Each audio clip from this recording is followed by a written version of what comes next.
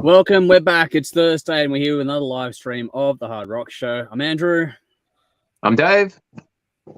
I'm Conrad. I'm Jeff. I'm Belle.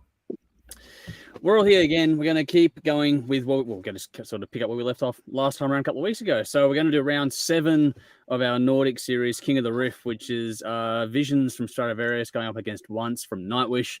We'll have our songs of the week as always. We'll pick up we'll go over the results of the 1979 albums to continue that little collection, and then we'll pick our albums from 1980. We'll have all sorts of stuff. We might even have a gig review if Jeff is keen to do that a little bit later on as well. We'll see. I've got one as well. Oh, nice. Cool. Got a couple of them. Awesome. This is going to be a good one.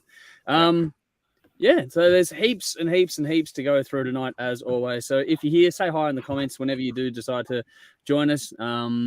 There's links for reference tracks for all the stuff we're talking about. So there's reference tracks for Audio Rain, Amaranthi, King's Crown, Omnium Gatherum, Demons and Wizards, Stratovarius, and Nightwish, all in the description box. Make sure you hit them if you miss them in the chat as we go through, because we'll put them in the comments too. And check out our links. Give us a like, follow, a subscribe, all that kind of stuff, if you'd be so kind as well. And if you really want to help us out, then check out our Patreon page. I'm about to give that a massive overhaul over the weekend, so that's going to be I'm actually pretty excited about what that's going to look like. But, it'll be cool. But yeah, just help us out there if you can. Just a few bucks will help us go a long way. I've got some certain goals in mind that I will definitely, again, preface all this or promote it all more properly over the weekend. But for now, we're here. We're going to have another week of it. But before we get stuck into it all, as always, let's do the round. It's been a couple of weeks. So, Dave, how has your last fortnight been? Yeah, I've been good. I've been sick, actually. I had a few days off work, had a virus, which was cool. I got to binge horror movies all day for a few days, which is awesome. There's something about watching people getting hacked up with a chainsaw that makes you feel better about your health and yourself in general. But I see Conrad shaking his head in disgust, but dude, you have no idea how fucking awesome that is. Because they did a Chainsaw Massacre movie last year, and it's completely different to the original blatant false advertisement of the first one, where only one person gets slightly maimed with a chainsaw. That's hardly a massacre. This one had an actual massacre. So I was quite happy with that. And lots of other horror movies as well. Yeah, Saw movies, which is cool. But Monday, we lost power for like 6 minutes. It was a tough 6 minutes. And I could hear Rory complaining in the lounge room. Now I have to play Switch handheld. Tough luck. First world problems, Dave. Yeah, 6 minutes. It was tough. Anyway, not much is happening. How are you doing, Conrad? I'm doing good. I've been busy. I was I DJing a couple of weeks ago? I think I was, yeah. DJed a couple of weeks ago. Got pretty fucking pissed, actually. Pissed. Was very hungover the next day. Incredibly hungover the next day. I went to Muse last night. A couple of nights ago, went to Muse. Nice. And it was stunning. It was amazing. Cool. I not really don't know much of their stuff. I know about 3 songs. But what a show. What a phenomenal. This will be my gig review now. It's a cutting edge technology in the lighting that they're using, and the stage set construction. So the stage show and the lighting is just so far advanced than anybody else I've ever seen. Like they've just got real cutting edge technology. So if you ever get the chance to see Muse live, go, because the show is such a visual feast.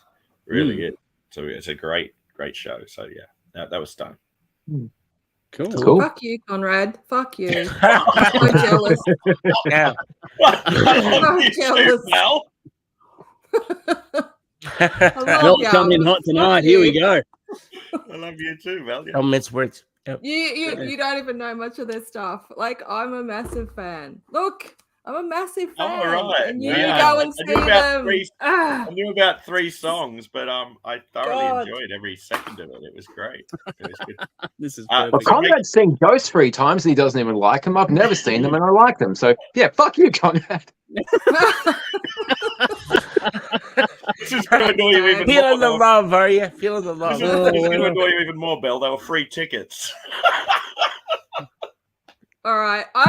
We just became friends on Facebook, and I Free think that's tickets. about to change. A mate of mine works for Live Nation over here, and he said to me on the day, he messaged me on the day, he says, "You want to go see Muse tonight?" I was like, "Absolutely, yeah, okay." Wow, cool. We went to the O2 Arena, and yeah, it was awesome. It was killer. That's cool. I'm glad you had a good time. Yeah. You should start listening to them. Over to you, Jeff. How's your week been? Oh yeah, same old, really. I mean, I obviously had Ghost last night, so I'll talk a little bit about more later. And outside of like my normal day to day, nothing really outside of that. Really, pretty much the same. I live a pretty boring life, but I just had a really metal moment like about 10 minutes ago, right? So I was just in my bathroom getting ready and everything, and I blew my nose. Where's this going, on? right? Yeah, I blew my nose, threw the tissue in the toilet, and it's just sitting there in the water. And then in my head, I hear, pull me under, I'm not afraid, as the tissue slowly goes down. I thought that was a real metal moment.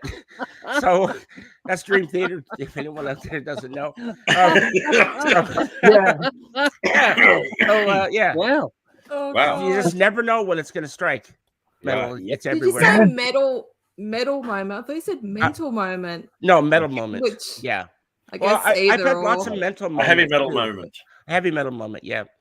Watching think I'm that gonna need tissue more to just drink tonight. slowly slow down, going in the water. Yeah, it was kind of cool. And the song was ahead of literally you. playing in my head. But hey. Anyway, Wow. that's my excitement for the night. Over to you, Belle. How do you top that? Yeah. Oh, I can't ever top that. Yeah. I don't know. Hang on. The real question is, would you even really want to try? That's the real No. I would don't. actually like to try. I'll give it a go, but I doubt it will happen. I could never top going to see Muse, and there's certainly no Dream Theater involved in my week. Actually, that's not true. I was listening to Dream Theater. I'm a big fat liar. Anyway, I started 2 weeks leave on Monday. Yay.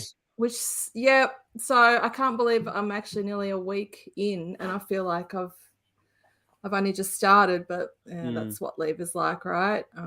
But yeah, I've been enjoying it, getting some stuff done, but just also relaxing, reading, watching movies. Yeah, just chilling out, really. Even had a couple of sleep-ins.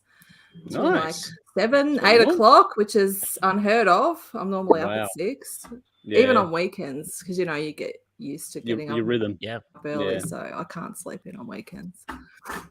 Yeah. So it's been nice. So I'm looking forward to next week because I got a heap of shit done that I needed to get done around here, so I can hopefully relax a bit more. Yeah, I've got a list. I write lists for everything. So I've got a list of all the things I need to do. It's not quite done yet. Just more errands. Yeah. Dave, I have to send you a DVD and other crap. And Sally, I don't know if you're watching, but I've got something I need to send you as well. So I'll need to get your address. Yeah. No, that's about it. Andrew, sweet. How you going? All right. Before I get into my couple of weeks, because there's a bit to tell, obviously, I'm going to put in the links in the comments now. Something that Dave has just fucking dropped and not mentioned here. Which I can't believe you didn't do it on Halloween night, knowing you. But anyway, there's a link in the description in the comments. Sorry, I'll share it differently later on, I think. But Dave has put a little self-published collection of short stories on Amazon, haven't you, Dave? Yeah, I didn't know you were going to do this, man. Thank you, but okay. Yeah, well, I didn't tell you. That's how you didn't know I was going to do it. So, so I've put a link in there for it. It's just there on Amazon. It's a Kindle edition. But Dave, please tell us more, because I didn't even know you were doing this until you put the post up. So, yeah, not many people know that I used to write a lot when I was younger. And recently the spark has kind of reignited. And I think partly it was because we were doing all those concept albums and I was digging into story. But I was big into filmmaking and writing. So when I started dusting things off, I was like, well, world's changed. You can put shit together yourself these days. So I just picked 3 that were similar theme. Horror. Start with the horror. There's more lots of different other types of stuff and some new stuff that I started writing. So I've just put a collection together, chucked on Amazon, and see what happens there. Nice. Well, there we go, folks. There's a little collection of short stories from Dave there. What Cool. we got here? If you think my mind's twisted with album reviews, wait till you read some of that shit. Well, just for the description you've got here, it says loss, fear, uncertainty, and courage, blood, hunger, need, and blind rage. A different world exists in the shadows of night, lives not of the ordinary. It's obviously one short story. Here's the other one. A father searches for his daughter who has succumbed to the hunger of the night. Another one says, a man with a monthly curse hopes the one who means the most to him can help. Then you got an older brother must protect his sister from the one who should mean the most to them, but is he alone? And then this collection holds 3 short stories that dig deep into the darkness of the human psyche. So there we go, folks. Dave has self-published some short stories. So a big congratulations to you, man. That's well done. That's more than I've ever done. So Thanks, well done, man. Awesome. That's really cool, and I'll try and get around to reading them whenever I get a chance. But no, I just wanted to give that a bit of a plug there. Thanks. Do the happy stuff here. All right, sweet. Thank you. No, welcome, man. I should have let me know. I'll give it a better plug later on. Don't worry about that. Okay. Why not, man? You're here. We may as well use whatever leverage we've got. So if you're curious, folks, go and check out. I've never used this platform to self-elevate myself or anything. No, well, you can. It's okay to do it. Right. So my couple of weeks. Where do I begin? Because it's been a fucking roller coaster. We obviously postponed last Thursday because our dog Nala passed away. Obviously pretty bummed about that still. She just decided it was her time. She'd gone to sleep and didn't wake up, so I came home from work to find her that she'd passed away, and we had to then go and deal with the logistics of that, which is not easy when you got a dog that's the size of a human, so you've actually got to, work that out. So yeah, the shock of that and the loss is sort of something you don't easily move on from. So yeah, we wanted to take a bit of a breath there to go and deal with that, which we did. We laid it to rest in a nice little spot behind our new place, which we're still building. We're going to turn that little area into a nice little memorial garden. And we'll have, things for Fred there as well and other pets that have gone along the way. So, you try and turn whatever you can into a positive, but for a Great Dane, she got to 13 plus years old, which is a hell of a fucking effort. The world record's like 15. So she was right up there for dogs that size, that breed, and considering the life she had before she came to us, we gave her a pretty good existence. So that was a bit of comfort. And I wasn't hugely shocked. I thought probably in a couple of weeks prior, it was almost time to take her to the vet to let her go. She was a bit sort of not quite with it, but she seemed to come good. And then that morning she gave us like a last hurrah, ran around, looked pretty good, and then when I came home she was gone. So she gave us one last burst last time we saw her, and then she went while we were away. But she's at rest now, which is in its own way, it's, you don't ever want to say, but it's also a case of we know she had some arthritis and stuff, so she's not suffering anymore either. So there's some positives in all that sort of stuff too. Then following on from that, Collingwood won the grand final, so fuck yeah. So there are some people that aren't happy about that, but I was stoked. So that was an awesome thing. It's funny as shit because for me in my sporting following, it's been a great year because the Chiefs won the Super Bowl, the Nuggets won the NBA title, and now the Collingwood won the premiership. All in the year I moved to fucking Queensland, and we beat the Queensland team while I'm living in Queensland. It's all a fucking bit of a weird circle there, but that was a bit of fun on Saturday. I enjoyed myself immensely watching that one. And then yesterday, I got back about 1:30 this morning from a very quick blast down to Melbourne because I had the honour of being one of the invited guests at Paul Wasseen's memorial service. Very, very select group of people. There weren't many people in that room, actually. It was maybe 50, 60 people, I think.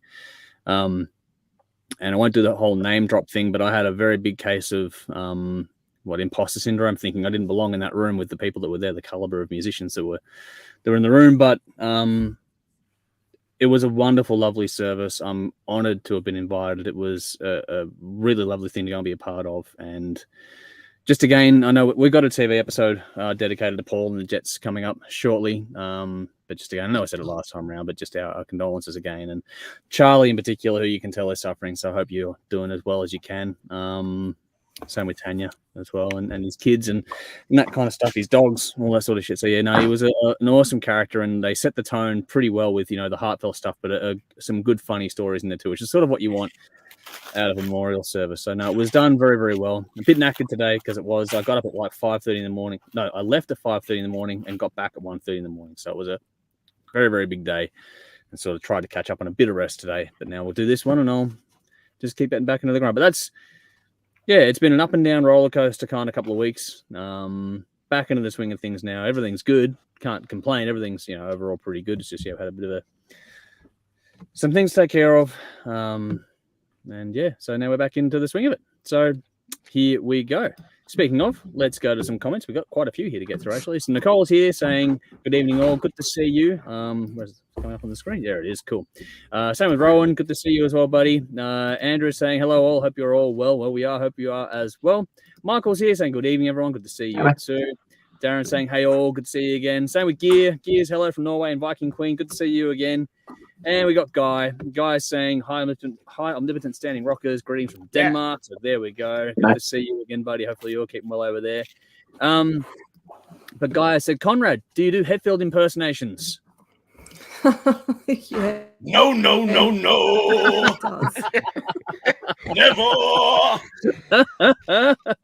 Yeah. Well played. Well played. You had to do that. So there you go. There's your answer. There's your answer, Guy. Vinny says, welcome back, everyone. Hope you've all kept well. Shitty weather aside, an even more miserable end to the footy season. Well, for you maybe, not for me. So there we go. What do we got? Viking Gear says we will be coming out, and we have coming out a new live album in the end of March. Viking Queen live in India. Nice, cool. Keep us posted as always. Chris says, I heard a massive sigh from Bell prior to the ensuing fuck you comment. Knew something big was coming. So there we go. And then Chris also says, I'm 100% sure Pull Me Under was written about tissue paper in the shitter. So there we go. It had to have been. Yeah. Yeah.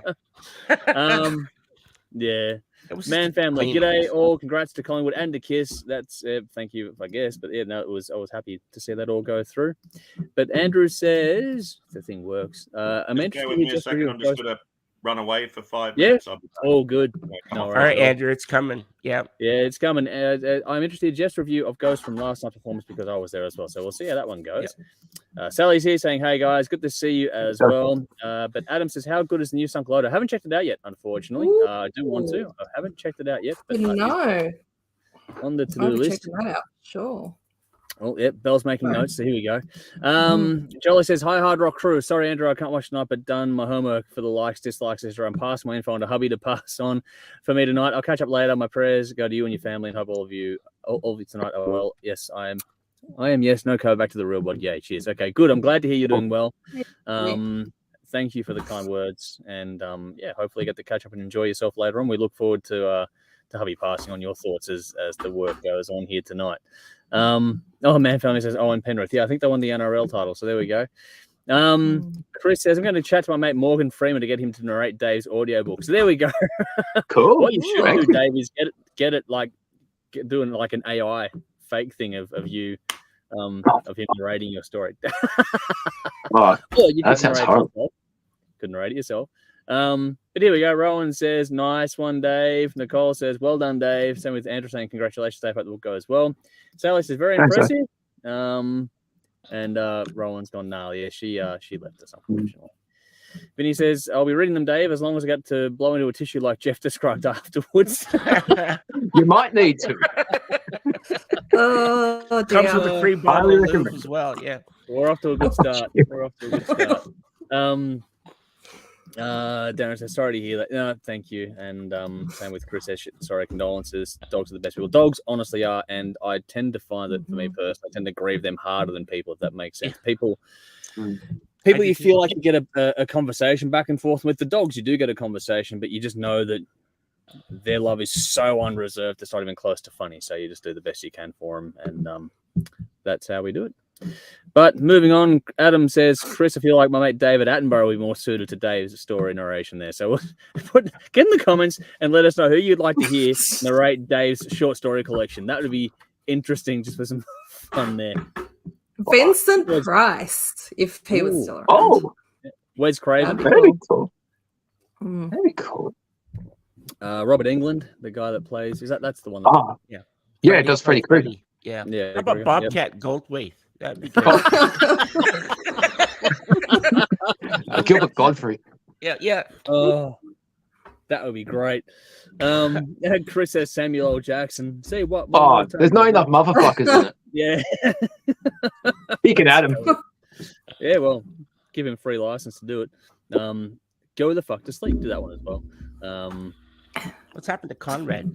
Is he gone? He said he'll be back in 5. Back in a minute, so he had to go and take care of something. So he'll be back shortly. Correct. What do we got here? So that's all that. All right. So we've caught up. We've done all those things. I guess we should start. Here we go. Oh, Terry. Good to see you, Terry. Hopefully you're keeping well out there. Old friend of ours. John Jarrett would be good. That'd be cool. That'd be very cool. Oh, That little one doing it. That would be funny, actually, get the real country version of it. That'd be nice, actually. Vinny says, let's talk about buttered sausage. Well, you can do that. Sally's gone Henry Rollins. That'd be a good choice. Yeah. Michael says, read your own, Dave. Get paid dollars for it or get a family member to do it and pay them. So there you go. There's another one to do it. And Darren says, James Masters would be perfect to narrate. So there we go. Oh, James fuck. Masters. That'd be cool. Who's that? Play Spike on Buffy. Shit. That'd be cool. I don't know, Buffy. And Chris is going buttered sausage, great band name. So there we go. That's actually pretty cool. All right. We've done all that stuff. Well, we'll wait for Conrad to get back. I guess we should start moving through the new tunes just to sort of keep things moving on. We'll get Conrad to play catch up a little bit. Actually, no, while we got a minute here, while we wait then, let's do this now. Jeff, let's throw to you and your gig review to fill in the time. So give us your thoughts on Ghost last night, because I'm very curious. I love the band a bits, and I won't be able to make it, so I'm curious to hear your review. So over to you.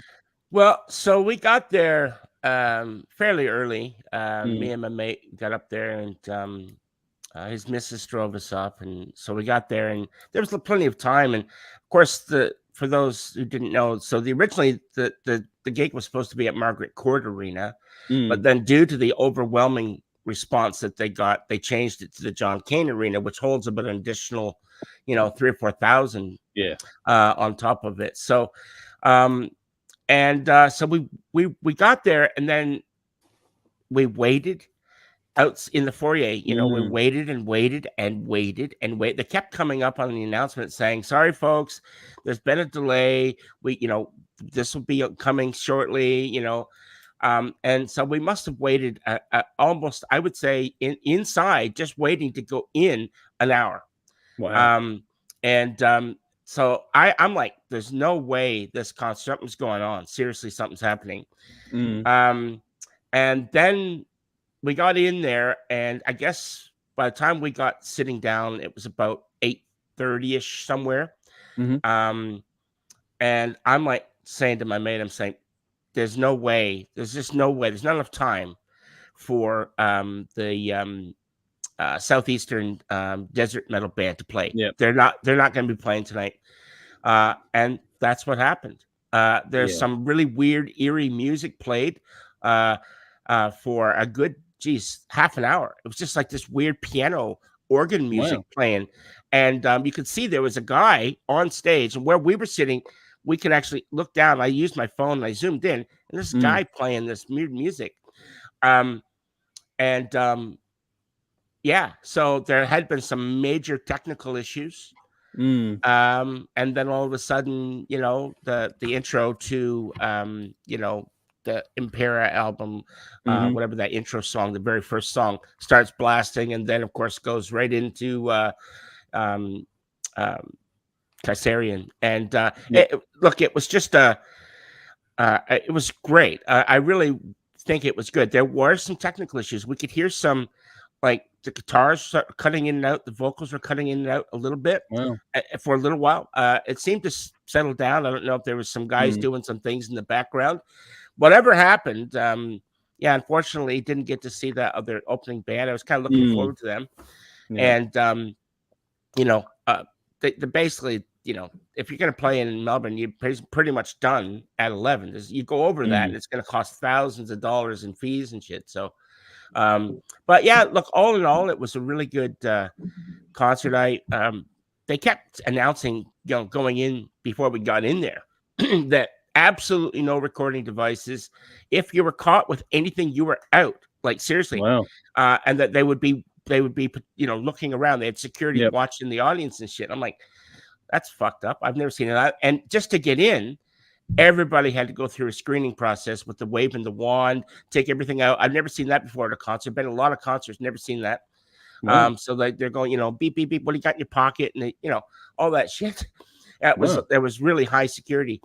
And I thought, my buddy was like, wonder why. And I'm like, well, I don't know. Maybe given the fact that it's Ghost, maybe they get, a certain amount of, maybe not so much here in Australia, but in other places in the world, there would be maybe some people who might protest their, what their thing is. So maybe there's also, I don't know if it happened at all, but they also have things where they continue the narration of the story of Papa Emeritus through live events. So it'd be, I don't know if they did anything gimmick wise. They did. Okay. So yeah. And so, of course,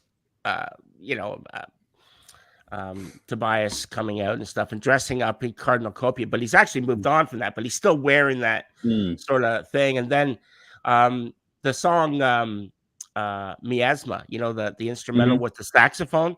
Yep. So they reel out this guy. They got basically a coffin standing up, and a coffin. They pull the thing off. They open, and it's Papa Emeritus, and then he's like dead, and then they're like listening to his chest. They like jumpstart him, and then he becomes alive, and he steps out of the coffin. They hand him a saxophone, and he does the solo. Oh wow! It was fucking awesome. Yeah. So that was really cool. And then after the solo, basically he staggers back and goes into the coffin, and they wheel him off. Wow. But this is my second time seeing Ghost. I saw them back in 2019 at Download. And but apparently this is the first time that they've come to Australia as a headline act all by themselves, which was pretty cool. Yeah. I love the band. I think Ghost is a great band. As it happened, I ended up, I was like, fuck, if they throw me out, it's going to make a really good story tomorrow. Because I knew I'd be talking about it. But I ended up filming. Geez, and I looked at, I probably did 70 minutes. I've got fucking song after song after song. Fuck it. All in 4K. It's beautiful. So, good memories. Hang on, you got to film the show? Aren't they really against that? Yeah. Really against that. Wow. They were really, like, I'm seriously, like, they were talking about it and like saying, if you get caught, you're gone. I'm like, well, good fucking luck. Come get me. I was like, well, so I threw the gauntlet down, and I didn't film the whole thing, but I filmed the songs and stuff that I wanted. And they were doing these flash bombs. They were going off these flash bombs. And I've been, like I said, been many concerts. I've never felt a flash bomb so concussive. Wow. It literally threw you back. It was so loud. Cool. And my mate he was just like, it was like, it was just throwing him off like he was like a veteran or something, and it was sending him into a tizzy. Every time he heard a bomb go off, I thought he was going to lose his mind. But I thought it was cool. I really enjoyed it. It was just a great, really good concert, and I'm glad I was there. And they played everything that they needed to play. There wasn't anything afterwards that I thought, oh, I kind of wish they'd played that. They played it all. The encore was Kiss the Goat, Dance Macabre, and Square Hammer. Nice. So they came back on basically, and he came on and he's like, all right, we'll do, I guess we'll do a couple songs, or, and then some woman said, like, she held up her hand, like, to do 5. And he said, we're not doing 5 songs, you crazy bitch. And then, seriously. And then, so then he's like, all right, we'll do 3 songs. Then you can get the fuck out of here. And that's exactly what he said. That's awesome. Yeah. He's got a pattern for that. He's pretty good with that kind of stuff. He's funny. Yeah. So, it was awesome. So they did the 3 songs. The place just went off. It was just fucking crazy. That's cool. There was a couple times. What's that? Who supported? Well, there was supposed to be, you weren't here to hear it. So sorry. There was a band called Southeast Desert Metal, and they're like an Aboriginal group. And I was really looking forward to them playing. Yep, I listened to that. There was some technical issues, and they didn't get to play. So there's domestic. It was domestic supports. Yes, yes, it was. Because in the like the rest of the place where Amon Amarth, I believe, is supporting them, like in Europe and through the US. But yeah, unfortunately, there were technical issues, and the show was delayed. And obviously, what do you do? I mean, you know. And unfortunately, that's what happened. But but for all that, Ghost was great. So it was good. So if that's it's not really a formal gig review. I had a lot of fun. I enjoyed it. I did make one mistake. When I was waiting, we were waiting in the foyer to get in there. Like I said, for an hour. I should have went and got some merch. Now this shirt that I'm wearing, I've had for a few years. So I should have got some merch, because after the fucking show, there was a line for days. There was no way we're getting merch after the show. I was like, fuck, bad timing. I should have got it when I had a chance. But well, what do you do? Well, gig review done. Yeah, nice. Well, from all reports, it's selling bloody well. So I imagine they'll be back sooner rather than later if everything goes well all around. So they did upgrade all venues that they were playing in. So I think. Melbourne, Sydney, Queensland, Brisbane, they've all been upgraded venues to higher capacity. So that's a good sign. So hopefully they'll come here sooner rather than later. Absolutely. Lee's here. Good to see you, buddy. Hopefully you're keeping well out there. He's gone. Andrew Hawks streamed about 10 minutes of Ghost Show on his channel. Did he get an exemption? Not sure. Possibly. Could have done. I don't know. He's pretty well connected, so I wouldn't be surprised if he did. But at the same time, you just never know. Maybe just figured, fuck it, I'll take a shot and see what happens. Yeah. Like what Jeff did. So there's only so many people that can see at the same time. So yeah, it'll be interesting to see what it is. No, but cool. Thank you for sharing. That was awesome, man. I'm glad you had a good time. I would have loved to have gone. They're playing here in tomorrow night, I believe. Yeah, not able to make it, unfortunately, this time around, due to the jaunt down to Melbourne and back. But no. They're a great band live. If you get a chance to see them, go and do it, because they are phenomenal live as far as talent goes. Alrighty. Did any of you make it to Extreme and Living Color? Did any of you make it to that? No, unfortunately. I wanted to, but yeah. Well, I'll be saying that soon. That's nice. Cool. Of course you are. Of course. Everyone that I have known that has gone loved it. So that's what I heard too. Yeah.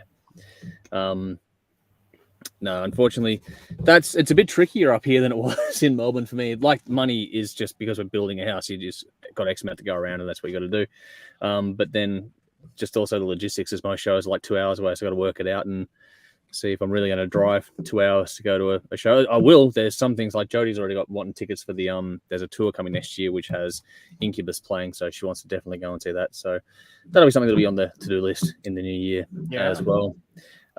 So you spoke about Muse before. Was there anything else you wanted to add there, Conrad, to the live music section, or have you had your say before and that's about it? Just if you ever get the chance to go see him because just for the visual show, it's just such a theatrical, impressive show. I've never seen a rock band have this level of technology. We might get the Taylor Swifts and the Beyoncés might have that level of money and production, but this for a rock band was just a very impressive, very slick, really slick looking show. The lights and the stage set was just phenomenal. Cool. So yeah, nice. Did you see the 69 Eyes? 69 Eyes is coming up. Oh, it hasn't happened? Okay. It's coming up in about 3 weeks. It's coming up in 3 weeks. That's in a club. Nice. So I'm looking forward to it. Yeah, come to that. Nice. For sure. We've got a few coming up, actually. We've got Paradise Lost, The Almighty. Yes. The Dead South. I don't know if you're familiar with the Dead South. I love the Dead South. I think they're fantastic. I'm not overly. Yeah. That's what I got. Cool, Dave. They're really good. Nice. It's really dark, sort of hillbilly music. I love it. It's great. There's something very fun about that. I do have a soft spot for that kind of music. It's a lot of fun. So yeah, it's that bluegrass. I love it. Yeah, it's great. Yeah, that's cool. I really like them. So they're playing soon. Who else have I got coming up soon? There's quite a few. There's The Almighty, Paradise Lost. And there's another one as well coming up, a bigger one that's coming up as well that I was going to go see. Michael Schenker. Oh, Jesus. Cool. What the fuck? Michael Schenker's group's coming up. There's a couple of others, yeah. I've got them all here. I've got them written down. Someone's posted me some gigs who said, this is what we're going to see. The Mission, Galactic Empire. Wow. Oh, right. Cool. Oh. That'll be fun. Wow, that'll be so fun. Yeah. Looking forward to that. Galactic Empire will be fantastic. Yeah. Conrad. So yeah, that's another good one. So, Living the life. There's quite a few coming up. Nice, man. Cool. Well, keep us posted. I'm certainly not starved for gigs. Put it that way. No, definitely not. No. That's all good. Keep us posted. If you want to do more gig reviews, then let us know, man. Happy to do it. So awesome. I'll try and swindle my way backstage using the Hard Rock Show. Now. Yeah, I'll write that fucking. See if I can do some interviews. Yeah, no, we'll work it out. We'll do something, man, for sure. Yeah. I saw Joshua Batten last night at the concert too. And him and I have actually never met. That was the first time he yelled at me and said, "Jeff," and I turned and went. I thought, is this a Hard Rock fan? Some, they maybe recognize me. No, it was Joshua, but he's a really cool guy. Yeah. So first time we met. So nice. Cool seeing you, Joshua. Yeah. Yep. That's awesome. That's the fun part of going to a gig. That is the real fun part of it all. All right, let's get some comments here. Michael says, Extreme Living Colour were awesome, but Jolly and me both got COVID there. Not awesome. I won that contest by testing positive for two full weeks. Fucking hell, man. Oh, you poor bastard. Hopefully you're feeling better now. Chris says, maybe Muse should have played that new venue in Vegas rather than that god-awful U2. Now, to be fair, I'm not a huge fan of U2 either, but that setup looked fucking good in the Sphere. Yep. Like, that looked really cool. I'd go to see that in a heartbeat. That looked fucking unbelievable. Yeah, that looked amazing. There's a lot of bands you could. I'm going to put a post up about that. Just stay tuned. But there's a lot of bands that could do some very cool things with an environment like that. That looked fantastic. I heard that there has been discussion that one of those get built in either Sydney or Melbourne, which would be fucking. That'd be awesome. They do that. That'd be fucking phenomenal. Yep, because. London, they're talking about building one in London, and they're talking about building one in Dubai as well. Those two cities make perfect sense. I reckon they'll get off the ground. What's that? Yeah, it's called the Sphere. It's the Las Vegas Sphere. It's like a fully enclosed thing with LEDs inside and outside, and it's a really Google it, man. Amazing, it's unbelievable. All right, on YouTube. Mind blowing. Yeah, YouTube. Just look up YouTube playing U2 and Sphere, and you'll get 100 fucking hits on it. It looks phenomenal. See this, whether you like just the band going to be like jaw drop. Yeah, it's fucking unbelievable. It looks phenomenal. So I reckon there's a lot of use for that in years coming up as well. Things like that, and you got the other side of the coin where AC/DC are opening up a bar of their own as well, which is pretty cool too. So there's a lot of cool little things happening in the awesome. The bricks and mortar side of things in the music world, which is cool. Well, Dave's just come back just in time for this one because Darren says, just grabbed your short stories, Dave. So there we go. There's some support for you. So there you go. I was so surprised when you sent that link to me, Dave. I was like, what the fuck? I couldn't believe it. I'm full of surprises, man. Yeah, you were. Yes, you are. I didn't even know about it, man. So there you go. I didn't even know it was coming. Did you see that War of the Worlds thing I posted you? Yeah, that looks cool too. I did scroll through. It's an interactive thing. You walk through it. You walk through. You've got like I think you sit in like a carriage thing and with virtual reality on. Yep. Headsets, but there's also parts of it that you walk through and actors come out and there's characters in it and stuff. It goes for like over an hour, the whole thing. Wow. It's a thing that you experience and sort of walk through it. Yeah. But and one part of it, you obviously sit in the carriage and do the virtual reality part, and there's other parts to it as well. But it looks phenomenal. It's a whole sort of theatrical experience that you walk through and there's different stages and different parts of it, obviously different scene changes in it and stuff. That'd be cool. Well, that's kind of what like the an Sphere interactive does. experience. I'm really looking forward to go. Yeah.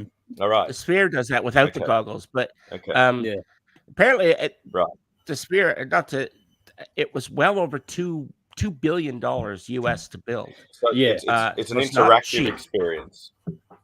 Yeah. Yeah, no, there's a lot of scope for all that sort of stuff, I think, in the future more so. I think it'll be easier to have home bases for that stuff instead of touring, I think, in the long term down the line. We'll see what happens over the next sort of 5-10 years or so, but that's what I think is going to be more likely to happen. We just had Metallica in the cinemas, Metallica broadcasting concerts in the cinemas. So, exactly. There's ways for all this stuff to become more of a global thing, and then the people will go to the band as opposed to the band's going to the people. I think that'll be where it sort of shifts as time moves on. But we'll see if I'm wrong. Andrew says, I agree with you, Jeff, on your review with waiting to get into the venue, and the performance from Ghost was amazing. So there we go. So Andrew was there as well on that one. Here we go. Edge Crushers here. Good to see you. The Almighty will be awesome. Love them. So there we go. Cool. That'd be good. Darren says there's a ton of live footage from Ghost online. Yeah, they were never going to stop it. I think it was just whatever else thing. But here we go. Andrew also said, I also saw Extreme Living Colour 3.5 weeks ago. Was blown away from both bands, but Extreme were absolutely fantastic, and seeing Luna live was absolutely brilliant. So there we go. Would have been more positive feedback for that show. Yeah, I heard nothing but fantastic things about that. So that's the one that's coming up. That's coming up. Yeah, they're coming over there. You're right next. Couple of months over here. I'll be seeing that as well. Yeah, that will be phenomenal, I am sure. But let's get on to our songs of the week. Yep.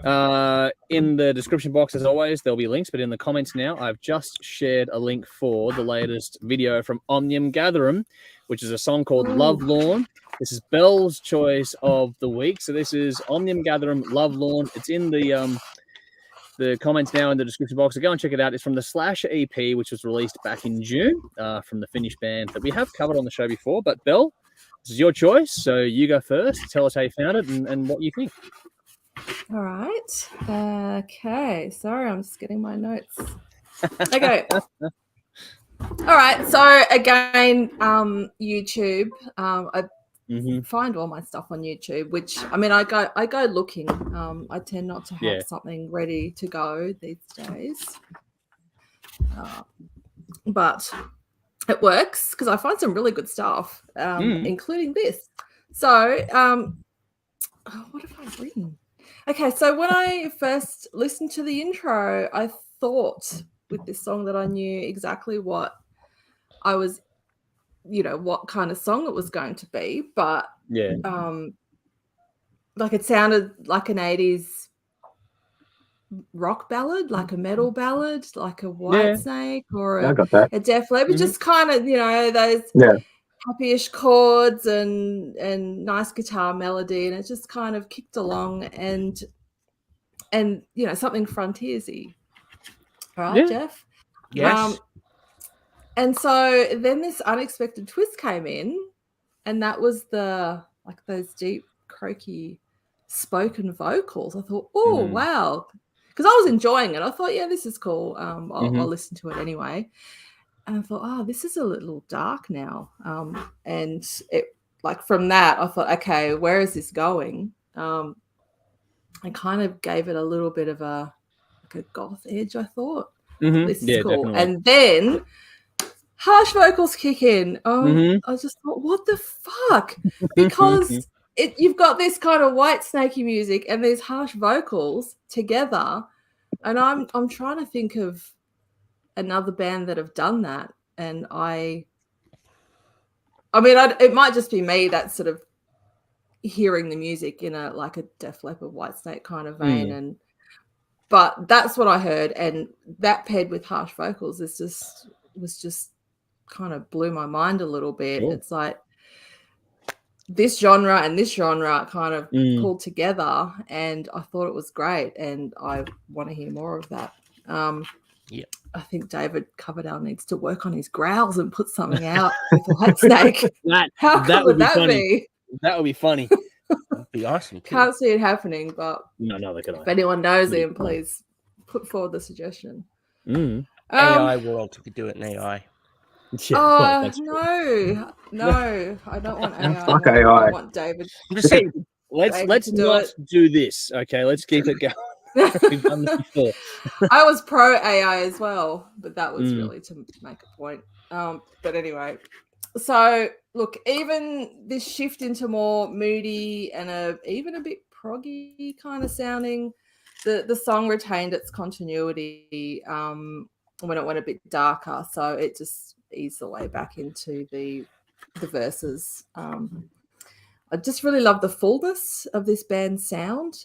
It's really rich. The synth was a constant presence. It just sat there, not doing anything special, nothing fancy. But if you took it away, I think the whole sound would just be a lot flatter. Yeah. Yeah. Yep. There's a lovely guitar solo. In fact, all the guitar work in this is really good. The main riff, the little squeals they put in there, they all really add to making this song just enjoyable to listen to over and over. The more I listened to this song, the more I got out of it. It's, as I said, just a great mishmash of so many things I love about metal and hard rock that I don't often hear together, but I really want to hear more of. So I didn't realize I needed that in my life. But now that I've heard it, I want more. So I like all, my songs that I pick out, I seem to not have heard of the band before.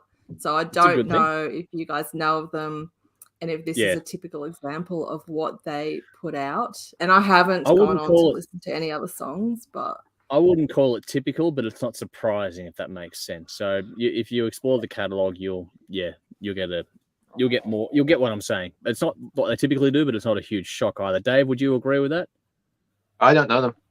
Okay, I thought you had. Sorry, my bad. No, I've covered a couple of things in the past. So yeah, I read their bio on Spotify. They were more black metal initially.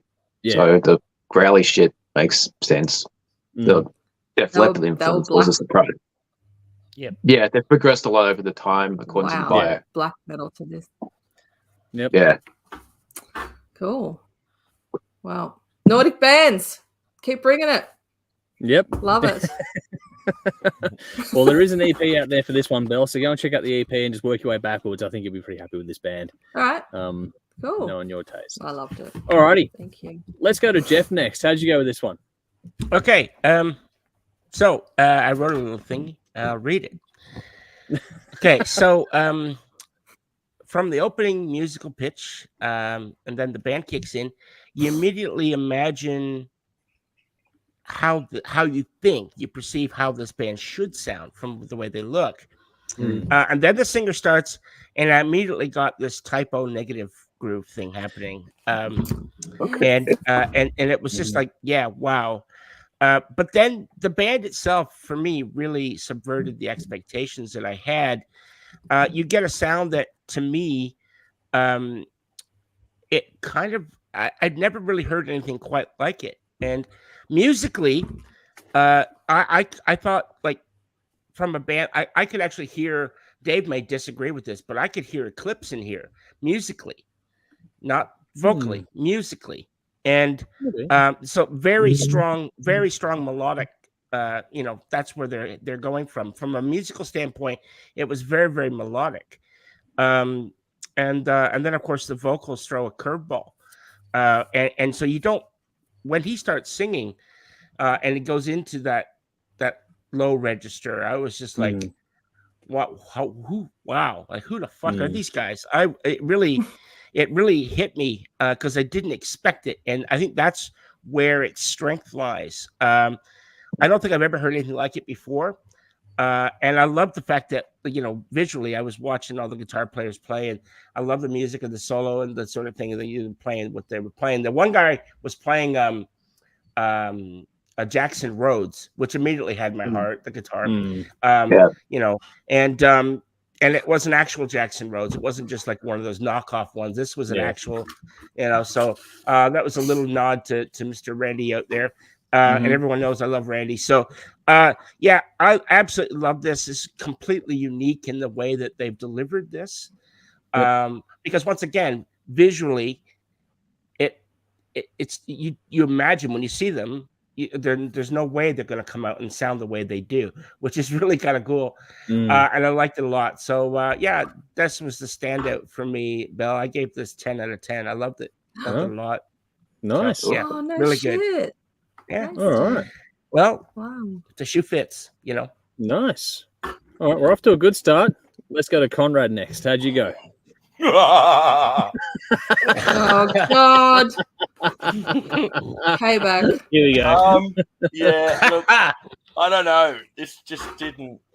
I didn't get it. I just didn't get it. It didn't gel with me. In saying that, maybe that was just the headspace that I was in that point in given time when I listened to it. So sometimes it's also down to the individual and where they're at. Yeah, and that's a the real mood thing. that they might be in. Yeah. When they're listening to something. And so, I would give this another chance. I'd probably give it a few more spins. I only heard it the once. It's interesting. It's interesting. I'll give it that. It just didn't make me go, wow. It didn't have a wow factor. But then again, not much is these days, and that's the problem. Is it me that's becoming more difficult to please? Yes, it is. Harder to impress. Dave seems to think so. Or is it just that the music these days that's coming out is less interesting? No, it's you. It's Conrad Jaded O'Connell. Yeah, there we go. Right. I'm just a grumpy old, Aerosmith wrote a song for Conrad grumpy called old Jaded. fuck. Yeah, Grumpy exactly. old fuck. Yeah, grumpy old fart who can't change with the times. I don't know. Who's still trapped in the 70s and 80s. I don't know. It was okay, I guess. It was like a Monomath meets some AOR band.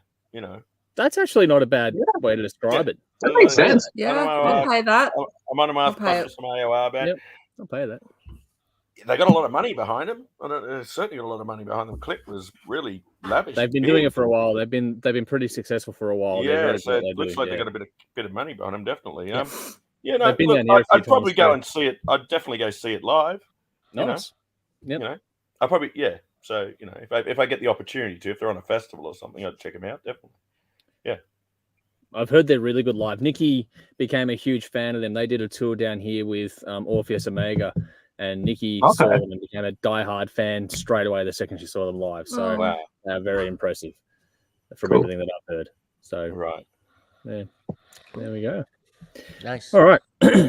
Well, I'll go next. I'll give it 5 out of 10.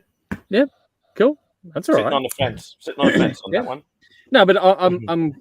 It's good that it's one of those ones you'd be willing to go back to and dive into. It didn't just sort of turn you off. It's one of those ones you got to sort of spend a bit more time with, which is a cool thing too in its own way, which is nice. Exactly.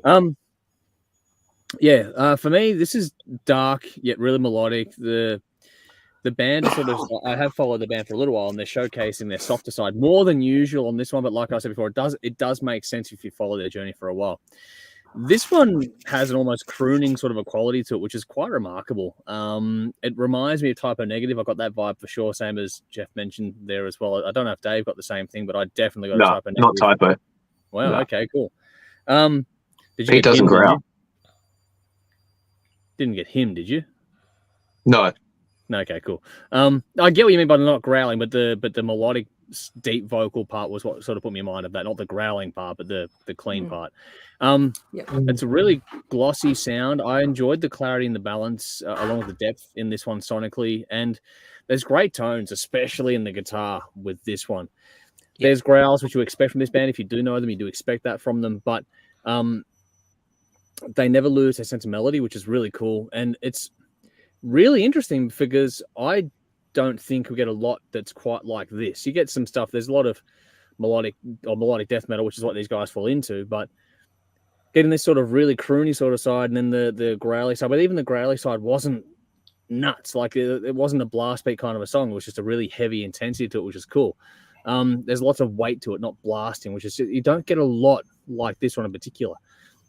Great light and shade in it. The groove when the riff kicks in is fantastic as well for mine. But the lead work was also a good counterpoint in all this as well. It's funny how the video was so glossy by comparison how dark the song is. There's a lot more color in the video than you expect when you listen to the song, which is an interesting sort of counterpoint. I'm sure Dave will have more to say about that. But there was also... Sorry? I don't actually have anything to say about the video. Well, there you go. There's a first. Well, change. The stripped back softer section toward the end of the song was really cool as well. It's a really well written, really well performed piece of music. It's a band that I've enjoyed in the past. With this, I have given this EP like a quick spin when not long after it came out, but I need to go back and give it more time because this is very, very cool, and I appreciate this being brought forward, Bell. So nice find, good pickup. Very happy to check this one out. So nice one. Alrighty. Sorry, I don't do the scores on songs. I haven't got my head around that one yet. Let's go to Dave next. How'd you go? Yeah, this was good. Yeah, I don't score songs either. It's too fucking hard. This was not what I was expecting at all, at least for the first minute. But even when it became what I was expecting, it wasn't the way I was expecting it, if that makes sense. It doesn't make sense to me. I hope it makes sense to everyone else. It started with that Def Leppard feel that Belle did mention. Then the vocals gave a hint of something coming with the low, drawn-out, slight growl. Didn't get hypo-negative at all, though. I didn't get Eclipse. And then the band shifts gear, but not in a brutal way. Then the vocals get brutal. You two did, which is just weird. We're all getting different things out of it, which is cool, though. That's a cool thing. Yeah, but then they don't exactly sound like any of the bands we mentioned. They got their own thing happening. It's just they got different elements that all come together in really, really contrasting ways, which is interesting. It's such a great contrasting shift between what they do in one section to the other, because when the energy changes, the mood doesn't change. They keep it all level, but they're bringing all these different contrasting elements. It's a really, really strange way of doing this stuff. I was not sure what to make of this in the first listen. It kept surprising me. It was great to hear something unique.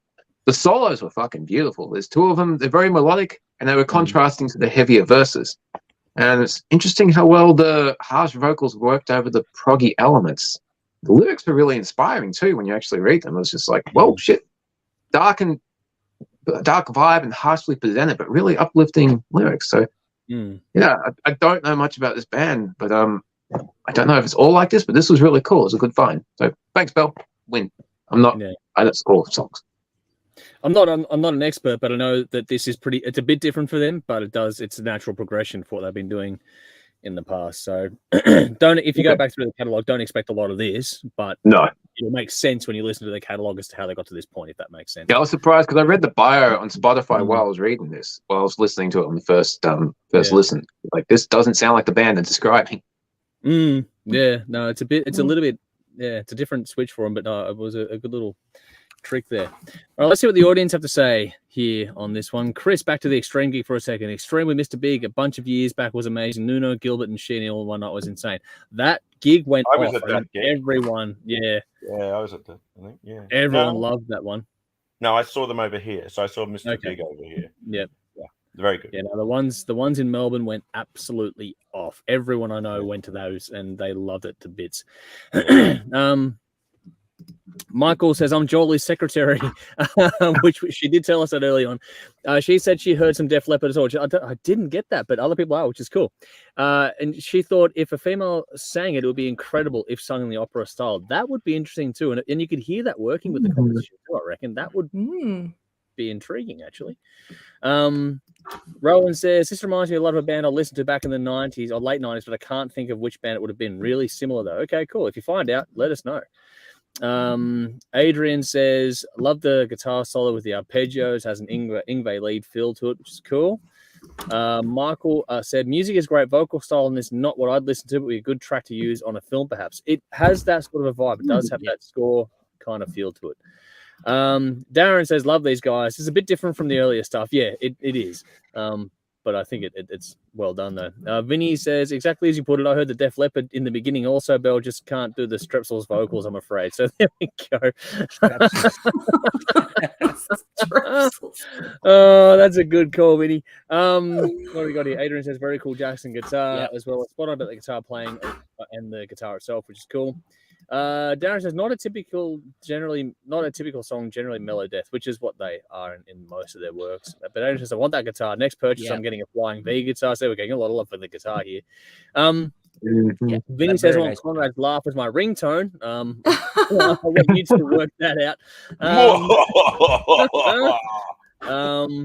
And then we've got Edge Crusher says, very mellow, very leopardish feel in the outro. I do like this. So there we go, getting some very, very, very cool things there, along with the obligatory Darren goes, here we go, grumpy Conrad. There we go. All righty. Speaking of, let's go to Conrad's choice of the week next. So in the comments, in the description box, you've got a reference track for Demons and Wizards with the song Fiddler on the Green. So again, it's Demons and Wizards with Fiddler on the Green. That is your track. This is an old tune. It is old. I'm going to go to that. It's from the band's self-titled debut album, released in February 2000. It's a side project of John Schaefer and Hansi Kusch, who are both, phenomenal musicians with their careers to date as well. So it is an older one, which is fine because it's one of those ones which we do like, that we like people bringing something different to the table. It is a band I have spent some time on, Conrad, to answer your question that I didn't answer in the chat, just not as much as I would have liked. But over to you. What made you pick this one, and what do you love about it? I think it was just a forgotten gem. It's I agree. it's a song Yep. that's not spoken about enough. I think the band too, to be honest. The band are phenomenal. The band are Yeah. unbelievable. I see they've got 3 records, and it's just incredible. I was lucky to catch them. I did get to see them live because they don't tour much. They don't play much. They're a band because they've got Iced Earth going on, and you've got Blind Guardian going on, and so when they can do shows, they'll only do short tours that don't go, maybe short 3-month sort of tours, 4-month tours, and they've only really toured maybe a couple of times ever, and only through Europe and that as well, not really. And only through Europe. So I got to see them in London, and I waited for years, and the opportunity came, and they were coming, and I was just like, oh my god, and it was fucking stunning. It was amazing. They played everything I wanted to hear. Yep, and it was just incredible. But this song in particular, I think, was the one that should have put them into the stratosphere as far as like a single goes. This should have been massive. It should have been huge, and I don't know why. I guess it didn't get the praise that perhaps it should have done. Maybe not in Australia, it didn't take off, but perhaps in Europe, obviously they were quite big, so they did very well over here. But it just should be up there with one of them, like the Bard song from Blind Guardian is a classic. That's a cool song. Everyone likes that. So for people that like that sort of thing, I think this is just phenomenal. It's just epic. It's just beautifully structured, beautifully written, and then when it does hit that climax and it all kicks in, you're just like, oh my god, it rocks, kicks your ass. So to me, it was a forgotten gem, and I didn't get enough praise that I believe it deserves. So that's why I pulled this one out and thought, hey, people who haven't heard this need to hear this. Definitely. Well, it was released over 23 years ago, so yeah, it's well and truly worth going back through and finding these other ones too, which I like having those ones dug out. No, it doesn't sound dated. You're right. No, it doesn't sound dated, which is good. Sounds very fresh. They got a remaster in 2019, I think, which sort of might help that, but it still sounds phenomenal either way. It's a very contemporary sounding song. Anything else you want to add there, Conrad? Or just brilliant songwriting. If you can write a song like this, anyone that can write a song like this, I mean, it's you don't have to be necessarily into this style of music, but you can't deny it's fucking well written. That's the bottom line. Well, let's see if anyone can deny it. Let's go to Jeff next. How'd you go with it? Okay. Now I've always enjoyed these guys for what they were. Great melodic music from true powerhouse bands in their respective field, right? You've got Blind Guardian and you've got Iced Earth. So I've always enjoyed that side of thing. My issue with this song and a lot of Demons and Wizards is that it always reminded me too much of Blind Guardian, in my opinion.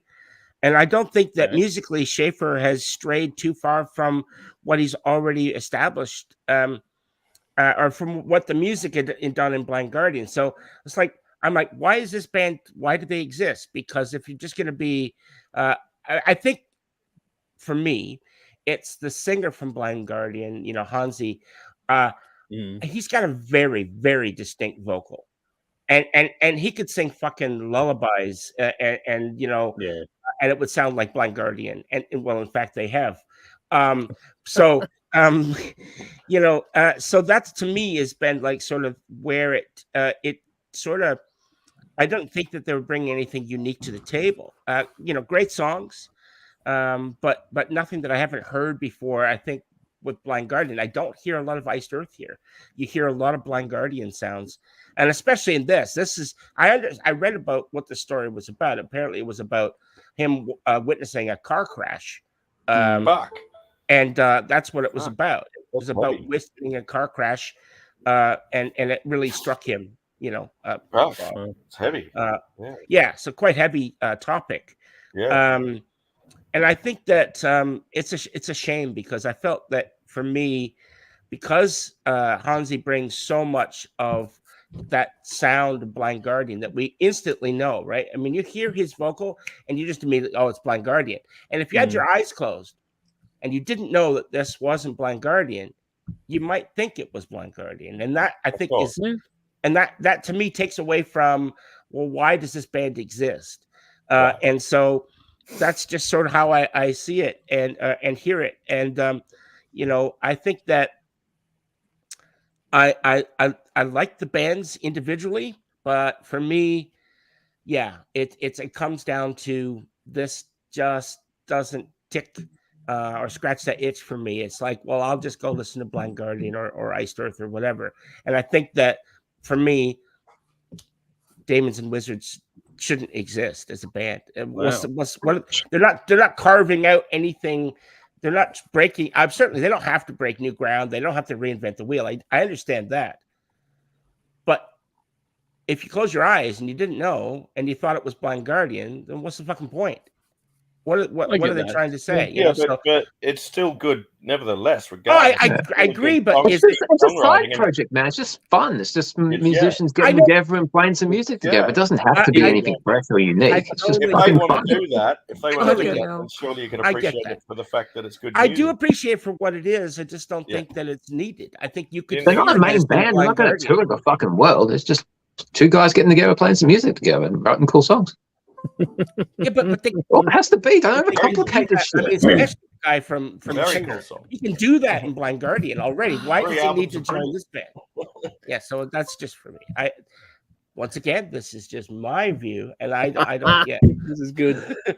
So I get it because I totally understand why that, you know, my review is sort of like, you know, going up against it, because everyone loves Blind Guardian. Everyone loves Iced Earth. You know, I've got some issues with Iced Earth purely from John, since, you know, I won't get into it too much. So his extracurricular activities leave a little bit much to be desired. But musically, the guy's fucking brilliant, and I acknowledge that.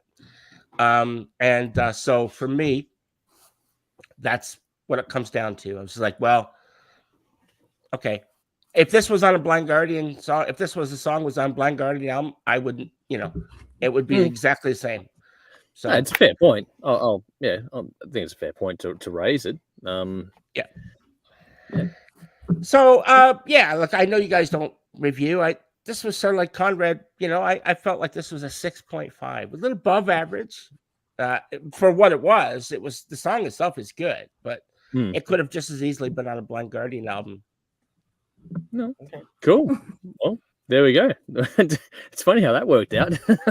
Just bang bang. All right. Well, I'll go next on this one. It's a very sort of acoustic starting song, builds nicely, and I liked the use of vocal harmony even right from the very start. I thought that was a really cool thing. Now, it's easier for me to, I mean, Dave's a big Blind Guardian fan, so he'll probably have more to say on that side of things if he chooses to. I'm not as familiar with Blind Guardian as Dave is, for example, but still thought this was cool. There's a certain folk feel to this song in particular, which I think the rhythm side of that was really sort of hypnotic. It was well done. It sort of drags you into the song. And that said, it's pretty important that it does that, because like Jeff covered, this song lyrically is pretty dark and menacing when you dig into it all. There's that in turn leans into the way the music's been composed, have a sort of darker touch all over it as well. And that's where the contrast is in this song. It's not a heavy song, not a lot of, like, it does build, don't get me wrong, but it's not a riff blazing kind of a song. It's quite light. There's a lot of air in it, but it's almost brutal in how lyrically that story is delivered. Sounds great. Love the tones. Love the mix. Everything sits fucking perfectly. Like Conrad said, it hasn't aged at all. It sounds great. Sounds contemporary today. But it all builds that crescendo toward the end of the song, which is, you know, when it kicks in with the full band and just goes off, it really is the perfect payoff for this song. The end of it, where it has that little vocal wail moment, followed by, you know, some very nice lead work. I thought it was a really good way to sort of close the song out. Very epic in feel in that little, for a 4 or 5 minute song. It's a band that I've spent some time on, but I'm not sure if it's this album or another one that I've done in the past. It's a good little side project. I think they should have a bit more love for them overall. I think they are a bit overlooked. But this song, for mine, was worth it for the layers in it. Like, it's a good one to dig out of the archives, and it's nice to get, you know, something that you think people might have overlooked in the past, which is cool. I think that yeah, That's just why I that did it. contrast between the lyrics and the music, and just how you can deliver a dark story in a light song. I thought that was really well delivered. So yeah, I thoroughly enjoyed it. It's a good little thing. Yeah, we'll check out more of the album or the band when I get time, but I don't know when that'll be. But that's just, yeah, for me, I thought it was cool. It was a well done song. Nice little contrast in the whole thing that we're talking about tonight. All of our tracks here, it's the most sort of acoustic based song in a cover here tonight. But it was very, very, very, very cool. I enjoyed it. How'd you go, Dave? Thank you. I fucking love this. As you mentioned, I'm a massive Blind Guardian fan. I haven't heard as much Demons and Wizards as I would like. I've heard some songs here and there. I've heard mostly heavier stuff. I'm surprised Conrad picked a mellow song. I didn't know this was a single or anything, your motivation behind picking this, but I'm glad you did because I love this. Now, in response to Jeff, I love Blind Guardian. What I love about Blind Guardian is they have the thrashy stuff, the heavy stuff, the prog stuff, melodic stuff, and they have the folk stuff. Yep. I could be wrong, but there's not many folk Blind Guardian songs that actually progress with a heavier build. It stays at that one mellow mood. So this is different. Blind Guardian. I get the vocals. Yeah. I wouldn't call this a Blind Guardian song because of that progressive element where it shifts and it builds towards the end. So I get it. Okay. The acoustic intro is a lovely start. Hans' vocals are perfect for this type of stuff. And I did mention when they do Lord of the Rings inspired stuff on Blind Guardian, that shit's fantastic. Yeah. The guitar playing in here is fantastic. The mellow solos against strummed chords. I love that shit. You know, if we suddenly lost power tomorrow and we didn't have electronica and anything, pick up a fucking acoustic guitar and I would love that shit because you can actually play thrash on an acoustic guitar if you've got strong enough fingers. Sounds fucking awesome. I like how this brings in the drums and the electric guitar halfway through, starts to build the drama. And it doesn't really alter the mood of the song. Sometimes when you shift that and you add that electric element to an acoustic song at start, it blows you into a different world. But this maintains that feel and that build. I agree. It keeps the vibe going. That's fucking important when you're going to do shit like this. And that electric guitar solo is awesome. Conrad, awesome pick. There's not a single Klingon or an old guy with a bleeding broken cock in this. This is brilliant. So probably the best song you picked so far. Cheers, man. Thank you. Nice. Nice one. All right. Let's go to Belle. How'd you go with it? I'm hoping Belle likes this. Well, here we go. Well, look, no. Crash and burn. No, just gathering my thoughts. Look, I'm coming in fresh, okay? So I didn't know actually when I heard this, and even when I wrote this review and I slightly tweaked it earlier today, once I found out that the singer was from Blind Guardian and the guitarist was from Iced Earth. But I thought that, Conrad, you're showing a softer side to your musical tastes, which is Conrad's gone soft. unexpected. Tell everybody. It's that broken sword, dude. Secret's out now. Yeah. Here we go. Captain Feathersword. Anyway, sorry, Belle. There had to be a sword reference in there. Yeah, look, the acoustic beginning of this song is really lovely. So it surprised me because it's just un-Conrad like from what you put forward so far. I got it kind of has range, 70s. You know. I do have a broad range. Well, I'm learning through The mystery of this Conrad. song. Yeah, Wait for his broad Michael Bublé review. That's coming. Michael Bublé, yeah. Would you go and see them if you got free tickets? Well, him, I Mate, should say. I saw Justin. You with go see Timberlake. anything. I saw Timberlake and he was stunning. It was incredible. Wow. Fuck off. Yeah. He was. I've brilliant. seen Bublé twice, and he's incredible. I'm just Timberlake was unbelievably good. It's really Yeah. good. Jesus Amazingly Christ. sidetracked. I don't know if I'd go Amazingly and see him. Sorry, guys. I have a I habit. didn't pay to see it. I don't I didn't pay to know see if I'd see Justin Timberlake either, but I did used to like him. Anyway, we're all digressing. Yes, we are. So I did get the 70s folk feel, and I connected with that straight away because there was a bit of that from my very early childhood in my household. My mum was a big folk fan, so she used to play a lot of records. So yeah, it has a bit of a hippie vibe. It actually reminded me of Zeppelin's the Battle of Evermore. Is that Evermore? Okay, yeah. I get that. Yeah, just kind of that it just had Cool. that feel, like it's different, but it gave me that. It just brought that song to mind. Really gorgeous harmonies. Maybe that was it. I wrote the main vocalist is awesome. So this obviously is unaltered from earlier. Anyway, so the style of music really suits his voice. And better than Blind Guardian, I think. This, at least the first part of this song, it really, I thought it really suited his voice. So, and I was actually surprised by the switch when it went from acoustic to electric, which in hindsight, there were hints that it was going that way because on subsequent listens, I could hear the guitar sort of come in and you know, it's like, well, it was obvious, but maybe I was so kind of drawn into the song and the acoustic side that I didn't really notice. I don't know. Who knows? I can't go back in time and think about that. Yeah, it was really engaging. So, but yeah, once it actually went there, it seemed like a natural progression for this song. Like it's, again, another Zeppelin-esque moment, like Stairway, you start off slow and it just built and went into the heavy. So that was cool. Look, okay, Conrad, so you could either take this as a compliment or an insult, but after hearing this song, it's the first one that made me actually genuinely want to go and check out the rest of the album that this song was on, which I did earlier today. Yeah. And it was cool. And it actually was I thought it was very iced earthy, which I understand now. That makes sense. But it was very ice. I got a very iced earth vibe.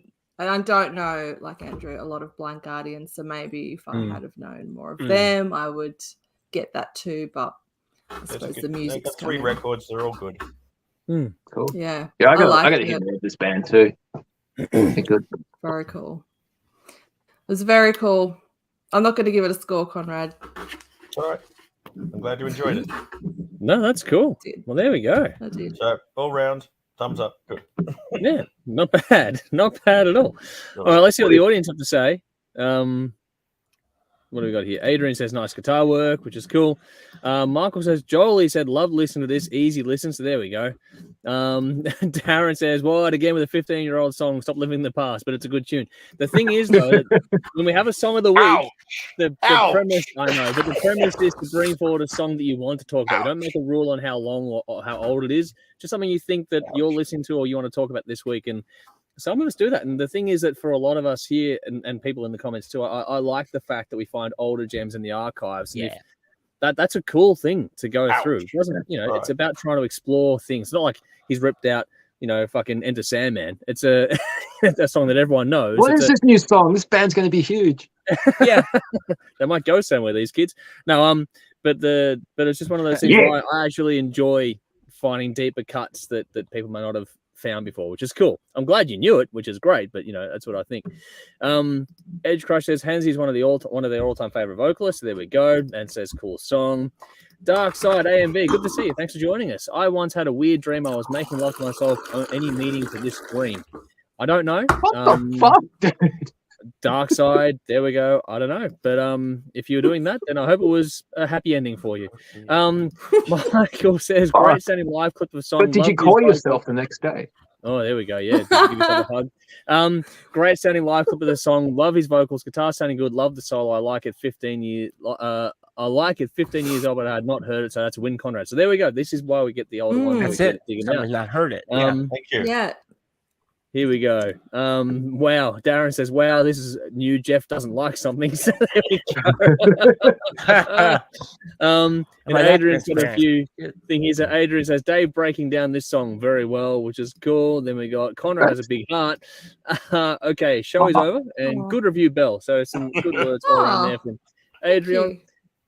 Adrian there. So Darren says, did I miss Bell's review? No, we got Bell to give thoughts on this one just at the end there.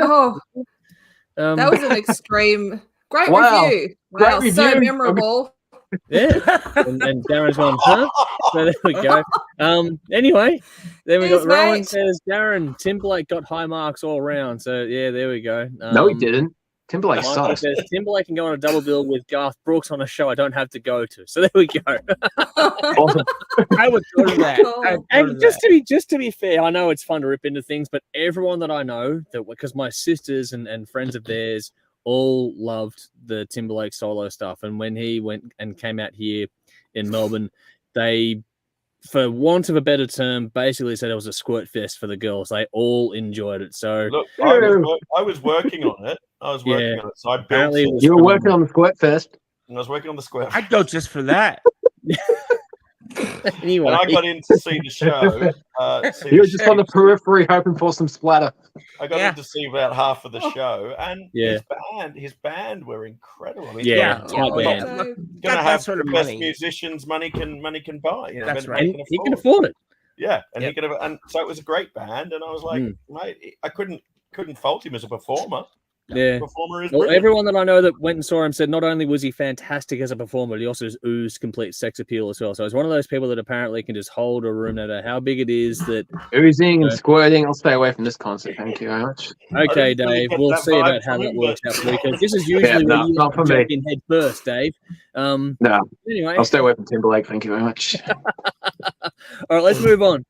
We've got another song here. We have King's Crown is up next, so we're going to go Oh, to right. Jeff's choice of the week. I'm throwing you all out of whack here, so your notes are all back and forth. So we got King's Crown with the song "Still Alive." It's in the comments, in the description. Oh shit! So go and check it out. Oh, This is okay. going to be good. This is from the band's debut album, "Closer to the Truth," which is due in a couple of weeks, October 13. They're a band out of Sweden. So yeah, I thought Jeff, that was it's another Frontiers Sorry. choice from Jeff, but It is another Frontiers. They Over to just you. never let me down. So Yep. look, I've not heard of these guys, but that's no surprise there because they're fairly new. They've Yep. only formed fairly recent. Now they're comprised of older musicians, magicians. from other. I can't even read my fucking writing. But You've been from other drinking Dave's bands. healthy wine. yeah, Harry Houdini and other guys, something like Anyway, older You're not as musicians. pissed as you think I am. No, that's exactly right. They all need to wear capes, man. That's That'd be just a fucking big guy. hilarious. Yeah. So, but anyway, look, they've come together to form a new band. And now from the first opening vocals, the guy's name is Lee Small. You know you're in for something good. This guy's fucking voice, holy shit. I really that's kind of what drew me in. I looked at them and I thought, okay, they look like, they don't look like anything special, but that's, you never judge a book by its cover, and that's a good thing. So his vocal range really elevates this band to another level for me. They're not run of the mill classic rocks from the 70s or 80s. He brings it brings it into I could hear Deep Purple, Whitesnake here, Bad Company, Rainbow, and I really got him specifically. I really got anyone familiar with Richie Kotzen from the Winery Dogs? Oh yeah, This guy, yes. Yep. he sounded a lot like that in my. So I think he brings something special to the mix, and it really demands your attention and respect. I thoroughly enjoyed what was here, and I'll be definitely picking up a copy of their new CD when it comes out in a couple weeks, as you said there. Was it 13th, Closer to the Truth? 13th, yeah. Yeah, so That yeah, was just Friday I next. guess a week from now. Yeah. I really Fridays. really loved this. I thought it was really good. It was a surprise. Well, not from the Frontier side of things. That's never a surprise. But I was surprised that these older guys coming up with something that I just thought, wow, they're showing that it doesn't matter how old you are, you can still fucking rock. And so I really like these guys. So I really liked the drummer. I felt like there was something about that drumming guy, man. He just Real brought snap. some He's power. magical. And really, it was definitely magical. No, he just brought our energy and something to the whole song. I felt like, and you looked at there was like a look on his face, like I'm here to do a job, and I'm going to do it to the best of my ability. And like I said, they're not reinventing the wheel, and they don't have to. And I get that, you don't have to do that. But yeah, they bring a lot to the party, and I thought I'm going to definitely be checking them out. For me, the vocalist he stole the show. So yeah. Cool. Anyway, that's it from me. So hope you guys like it. Well, let's find out. Let's do the rounds. Let's go to Belle first. How'd you go? All right. This is a killer song, Jeff. This is what melodic hard rock is all about. It should grab you by the goddamn balls if you have them and not let go until it's over. And that's what this song did. Nice. I assume. I don't have balls, so I assume that's what it would have done. Where'd they grab you? Yeah, don't go there. Yeah, hang on. Grab me in my magical spot. Did it, Jeff? And it might have. Actually, I don't want to know. Might have. In the couple.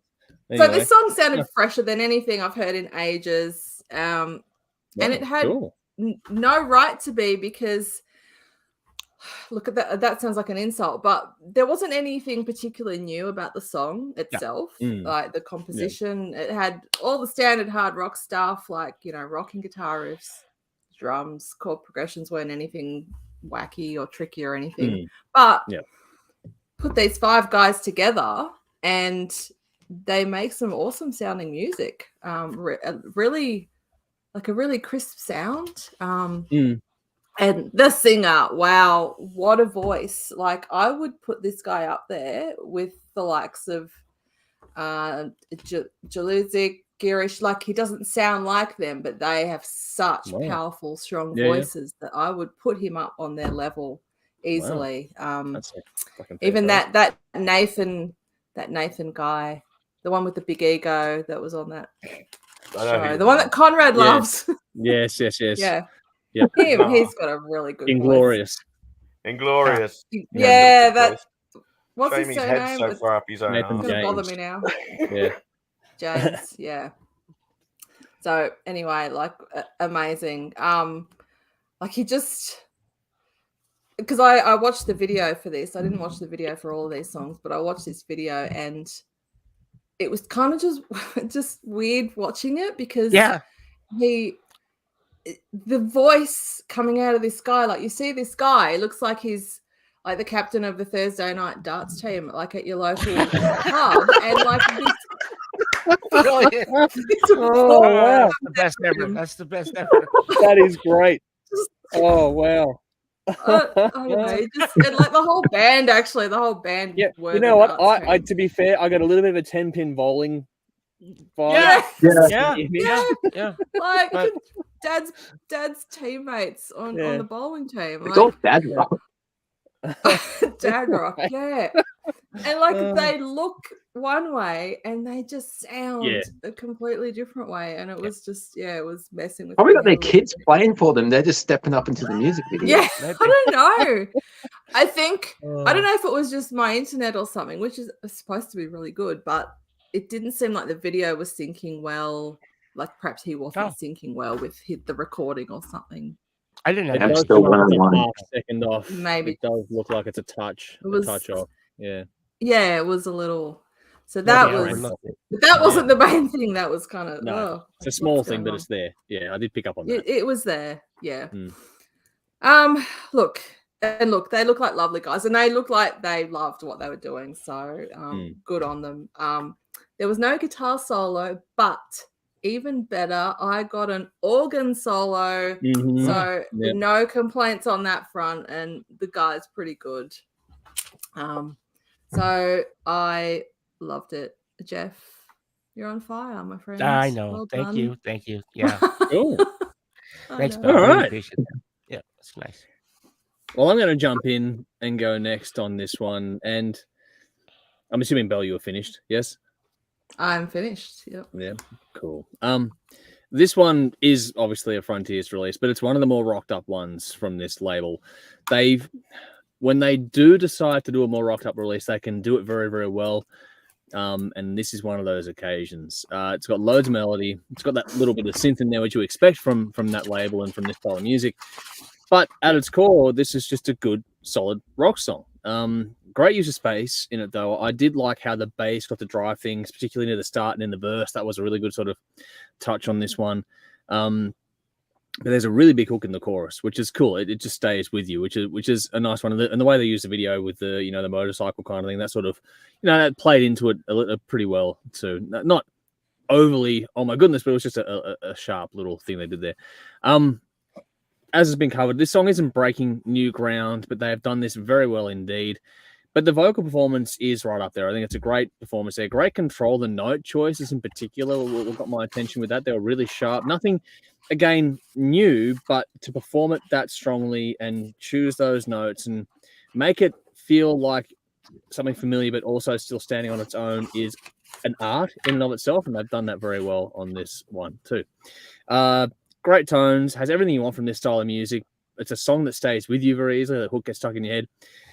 But I liked the groove, that hook, but the key solo that Bell just mentioned too, that was really a nice touch in this too. Not really much of a lead guitar thing, but that synth solo there was a nice little touch there.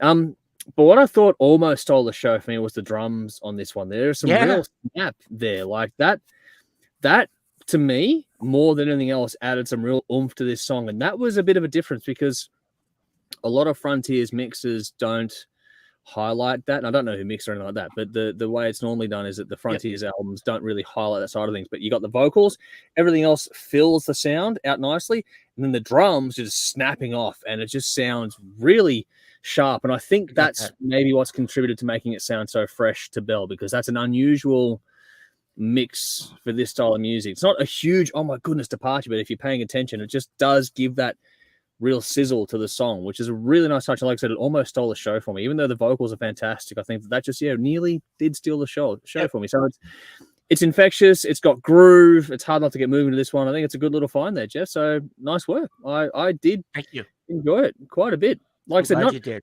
not breaking new ground. But it's very good. Very, very good. Right. And if you like this style of music, you'll be very happy because it does have that sort of fresher feel, which Bell referenced there. I do completely get what you were saying with that. And with that, I'm going to throw to Dave. How'd you go? Meh. Riff's cool. Great tonight. Cool use of keys. The singer's pretty good. It's fun, straight up song. All well done. Jeff is developing a habit of picking songs where I really struggle to come up with much to say about it. It's good. The band's obviously enjoying themselves, but there's nothing unique or outstanding about this. I think I'm turning into Conrad, but I fully understand where he's coming from when I listen to this.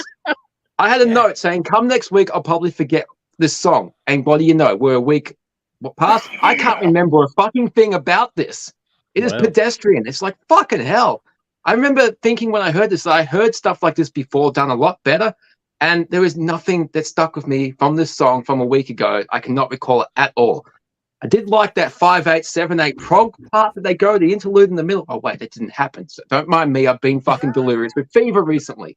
But that would be interesting. This is like when people have a baby, and if you compare babies to music and they say, you got to come and see the baby, and you go and see the baby, and it's not like a hideous deformed freak or anything, so you can't criticize it, but it's no different to any other fucking baby that's been born, and millions of them around the world. It doesn't stand out. So there's nothing all that different or important. The family loves the baby, which I guess is important. The baby's happy. They're doing what they want. It's all good. But honestly, I don't care. There was nothing here that made me interested. And I don't remember it. So sorry, man. This is shit. Hey. Wow. Okay. Tell us how you really feel. Wow. Dave bringing some fire. Conrad. This is going to be good. Follow it up, Conrad. It's over to you now. Well, thankfully, Dave went before me. Because I was going to slam it as well. I Thank you. Dull and boring and just fucking generic. Wow. Yep. Pedestrian, generic. Heard it all before. Same, similar. By the numbers, paint by numbers crap. I love Free and Paul Rogers and Bad Company. I love that stuff. This is trying to be that, but nowhere near in the same fucking wheelhouse or even in the same ballpark. This is just generic, boring, Fourth generation generic banal, crap. Yeah, it is. It's like Jimmy Barnes solo, which is fucking horrendous. Oh, it's just the worst. So Jimmy Barnes crossed with Paul Rogers' Free Bad Company, but I won't insult Paul Rogers' Free Bad Company because that's way better than this. Yeah, fuck yeah, it is. This is dull. This is unimaginable. This is why we need the studio system back to filter out this crap. Not everybody should be allowed to make music. It's fucking just generic. Hey man, these guys gave me hope for being as old as I am. Oh, there were so many better bands in this, man. Fuck. This is bollocks. This is utter fucking shite. I'm sorry. Thank you. I'm Team Conrad. Wow. Thank you, Dave. No, man, I get it, man. There is so much. So much better than this out there. We've got 2 to go. We haven't got a song yet that we've all agreed on. So no, this is a waste of YouTube space. It's a waste of Spotify space. It's a waste of my fucking life. That's taking it a bit far. Come on. It's horrible. There's so much worse shit the baby is deformed than this. Yeah. I'm going to be listening to this. I thought that these were Australian because it gave me Australian vibes. Which they're Swedish. Yeah, I'm not going there. Like Okabogan rock, fucking pub rock vibes. This is Swedish. Yeah. They're Swedish. Oh man, we'll file them. We'll file them alongside with ABBA. It's the only other shit thing from fucking Sweden. Well, okay, when you sell 1 billion albums, you that's just because they sell 1 billion albums doesn't mean they're good. Well, no, I get I think that. a lot of people might beg to differ on that point, Dave. We're all right. I think these guys are going to sell fucking Britney sold 1 billion albums. It doesn't mean she's good. Really well, bad? I don't think it was that bad at all. Fucking horrible. But hey, it is subjective. That's right. I'm sorry. It did not flick my switch. Yeah, no, that's okay, man. I was not trying to tickle your switch or flick it or anything. I just put it out there. Right. Thankfully, Dave went before me because I didn't want to be harsh. You don't want to be harsh. You I didn't never want to be harsh. Not that time. I was trying to be nice, but the harshness gave was me coming permission. out. No, I'm glad you did. He gave me permission to go there. So, honestly, to go there, so I went there. I'm sorry. It's yeah. Like literally nothing stayed with me from a week. I haven't heard the song in a week, and I was struggling to come up with something to say when I was listening to it over and over. I heard this song 20 fucking times. Put me to sleep. Wow. I'm sorry. I thought enough with the generic done it before crap. Okay. We fucking heard it. I don't care how well it's done. It's been done better by the originals who created it. Yeah. Let's give see. me Paul Rogers, give me Free, give me Bad Company. Yeah. I agree. Go back to the 60s, 70s, and 80s and early 90s. That was the best. Come up with something original. It's still possible. Yeah. Oh, 69 Eyes talking here. What the fuck, man? Come on. Original. Oh. Dave's come on to Team Conrad, and I've gone to Team I think Dave. so. Wow. Well, let's see how this goes. We've got audience comments. Let's get the audience. Michael says, Jolie says, King's Crown, still alive. I hear Whitesnake. I like it. So there we go. Yeah, just listen to Whitesnake. Oh, Dave. Adrian says, cool song. Vocalist sounds like Sammy Hagar. Listen to Sammy Hagar. Maybe me and you, Dave. Oh my Maybe me and you, Dave, are the only ones that don't get it. Maybe hang on. Adrian says sounds like a riff that I wrote. So there we go. Listen to yourself, dude. Michael says, I love this generic. Dave. Thanks, guys. I love this track. It really is a lot of familiar 70s sounds from different bands, but I trace it back to Deep Purple myself. From them, other bands sprung forth. But great clip, great fun. So there we go. People are enjoying it. Listen to Deep Purple. Exactly, Bill. Just don't grab too hard when it comes to balls. That's a very good point there, Adrian. Darren says, these guys aren't bad, but I'd much rather listen to Whitesnake. Well, so there you go, Dave. There you go. Or Deep Purple. There you go. But Nicole says, I get Rainbow vibes. Very cool. Listen to Rainbow. But Darren says, I'm with you, Dave. Adrian Thanks, says, dude. you have to take it for what it is. Great hook. So there we go. A lot of laughter there. And Adrian says, you guys are killing this song. Edge Crusher. This is where King's Crown comment, remember when Party Cannon commented when I killed their album? Yeah, that was funny as fuck. That was fucking hilarious. I ripped their album apart and they commented. Yeah. And they commented going, thanks, guys. Like, okay, that was good. Oh, Andrew says, you guys are killing my buzz. Oh, Darren says, come on, Conrad, you can't be You can't not be harsh, Gold. So there we go. Michael says, new virus in town turns you into a spiteful, whining bitch for a review or two under the day virus Conrad strain. So there we go. I've caught Conrad's virus. Yeah. Andrew says, speaking of Swedish bands, did you know a little known band called Europe dropped a new song called Hold Your Head Up early this week? It's pretty good. I did check that out. That is not. I did not know that. I didn't know that either. Thank you very much. It's a nice little song, actually. It's very cool. Oh, I just got excited. That's my song for next week. I claim it. It's mine. It's as Europe have gone on through the years, become more of a blues rock band. So if you're thinking the Final Countdown, they're a world away from that band now.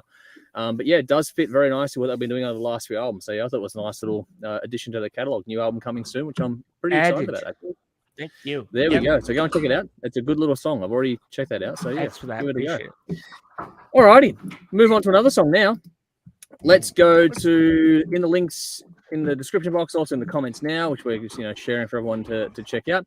We have Amaranth, I'm not sure exactly how it's pronounced, with their song Damnation. I think it's just Amaranth, but yeah. Sorry?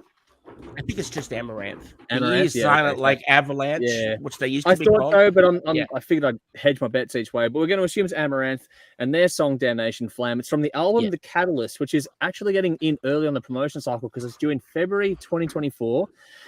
Continuing the trend tonight. This is another so here we go. And this is actually Dave's pick for the week. And so yeah, we'll go to you now. Why'd you pick it? Was it an alternate song for you last week or last stream? Because it was a backup in case Jake couldn't make it, and she did, and she nailed it, and she did. Like, she trying to claim bonus points now because like I've been on the Hard Rock Show, I should get more ice cream. But did her teacher see that? Sorry, just to.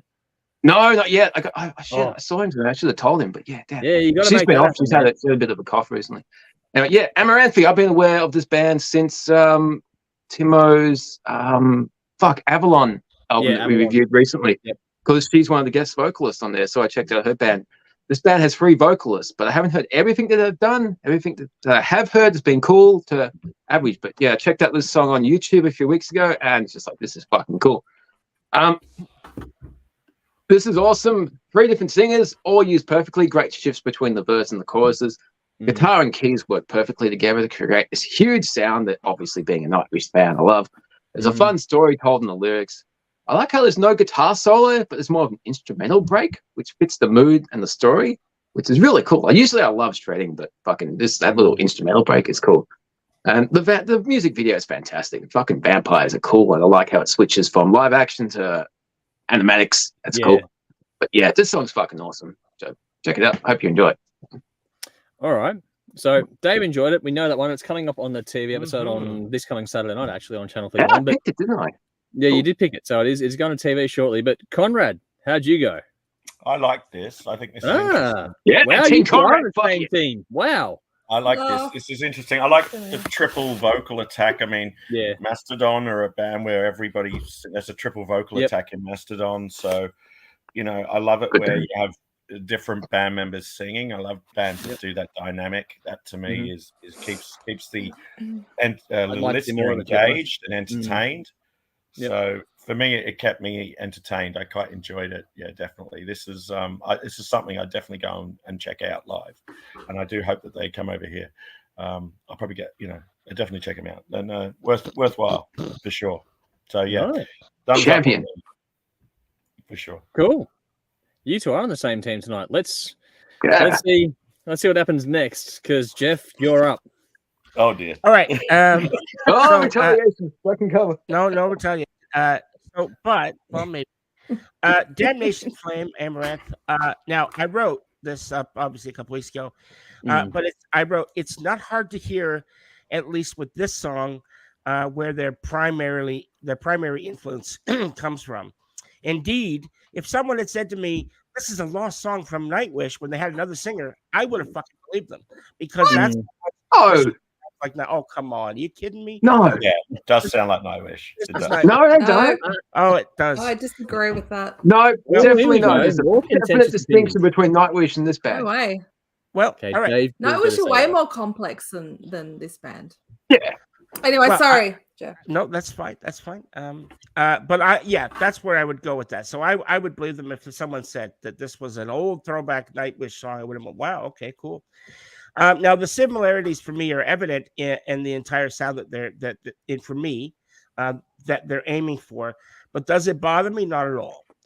I think that if imitation is the highest form, I'm losing my voice, guys. Sorry. If imitation is the highest form of flattery, then these guys deserve a reward for doing it better in some ways than just about anybody else. I've heard other bands try that sound, but none can touch these guys in that, outside of Nightwish themselves. Yep. Obviously. I love this song. I had heard of these guys, obviously, for a while, going back to their Manifest album of 2020. So I know of them. I remember seeing the cover on that album way back when, and I just thought, that is got to be one of the coolest fucking cover albums I've ever seen from anybody. Really, really awesome cover work, artwork. And that's sort of what drew me in then. And I haven't regretted what I've heard from them. Great songs, catchy choruses. Again, like we've said numerous times tonight, they aren't reinventing the wheel, but who the fuck cares? Great stuff. Thanks, Dave, for putting these guys out. So yeah, I really enjoyed it. I liked it a lot. The chorus was great, but for me, I don't. Maybe this will be divisive, but yeah, it's just, to me, it was very, very Nightwish. Okay. And I got that in the rhythms, not so much the vocals. Like I said, if someone said this was another singer from way back, okay, yeah, I would have believed them. But the rhythms, the guitar work, it was all Nightwish, and they took, and that's not a bad thing. He's got a very unique style that sounded nothing like his guitar stuff. Nothing like it. You are not a Nightwish fan. You haven't listened to enough Nightwish, dude. I'm playing enough fucking Nightwish, man. I can tell. I'm telling you, I know. I knew that was. I was being facetious, but wow, take the bait there, Dave. Yeah, I'm easily baited. I get it. To me, they're just like a Nightwish cover band for this song. I liked it. I thought it was great, but yeah, too much Nightwish there. Anyway, bottom line is that you enjoyed it. I did enjoy it. Yes. So far, we're 3 from 3 when it comes. I wrote that a couple weeks ago, so that was not retaliation to your scathing review at all, Dave. I already wrote that. I was trying to be nice, man. You were not. What a load of shit. Nah, I don't buy that, Dave. All righty, Belle, over to you. All right. Well, look, I thought this was cool. I actually I didn't watch the video at first. I just listened to it on Spotify, and I got it like a Halloween / vampire theme / pirate metal vibe. I actually thought it was like a pirate metal band. So it's kind of just got that, I don't know, like that. Maybe the boppiness to it. There is a boppy sensibility to it. It's chanting. There's dancers in it, so yeah. I did. Yeah. Oh, there's a cool movie. Fucking pirates versus vampires. Oh, hey man, if you can have cocaine shark, anything's possible. Cocaine bear. Write a story about it. No, there's cocaine shark. I'm serious. They made a parody. Cocaine shark. Oh my god. I'm not going to waste my time. Please continue, Belle. Why does this always happen to me? All right. Sorry. Look. Sorry. I was oh fucking hell, what am I up to? Shit. Sorry. You were talking about the comparison, you were linking it to pirate metal a bit because of the boppiness of it, I think. I kind of, because I go off on a little tangent and then my notes don't make sense after that. Anyway, look, it's got that upbeat swing that makes you want to get up and do a jig and drink lots of rum, wave your sword around. Not Dave's kind of sword, I'm a proper sword. I love how there are 3 vocalists in this band and all taking turns at the right moments in the song. It's brilliant. It's done really well.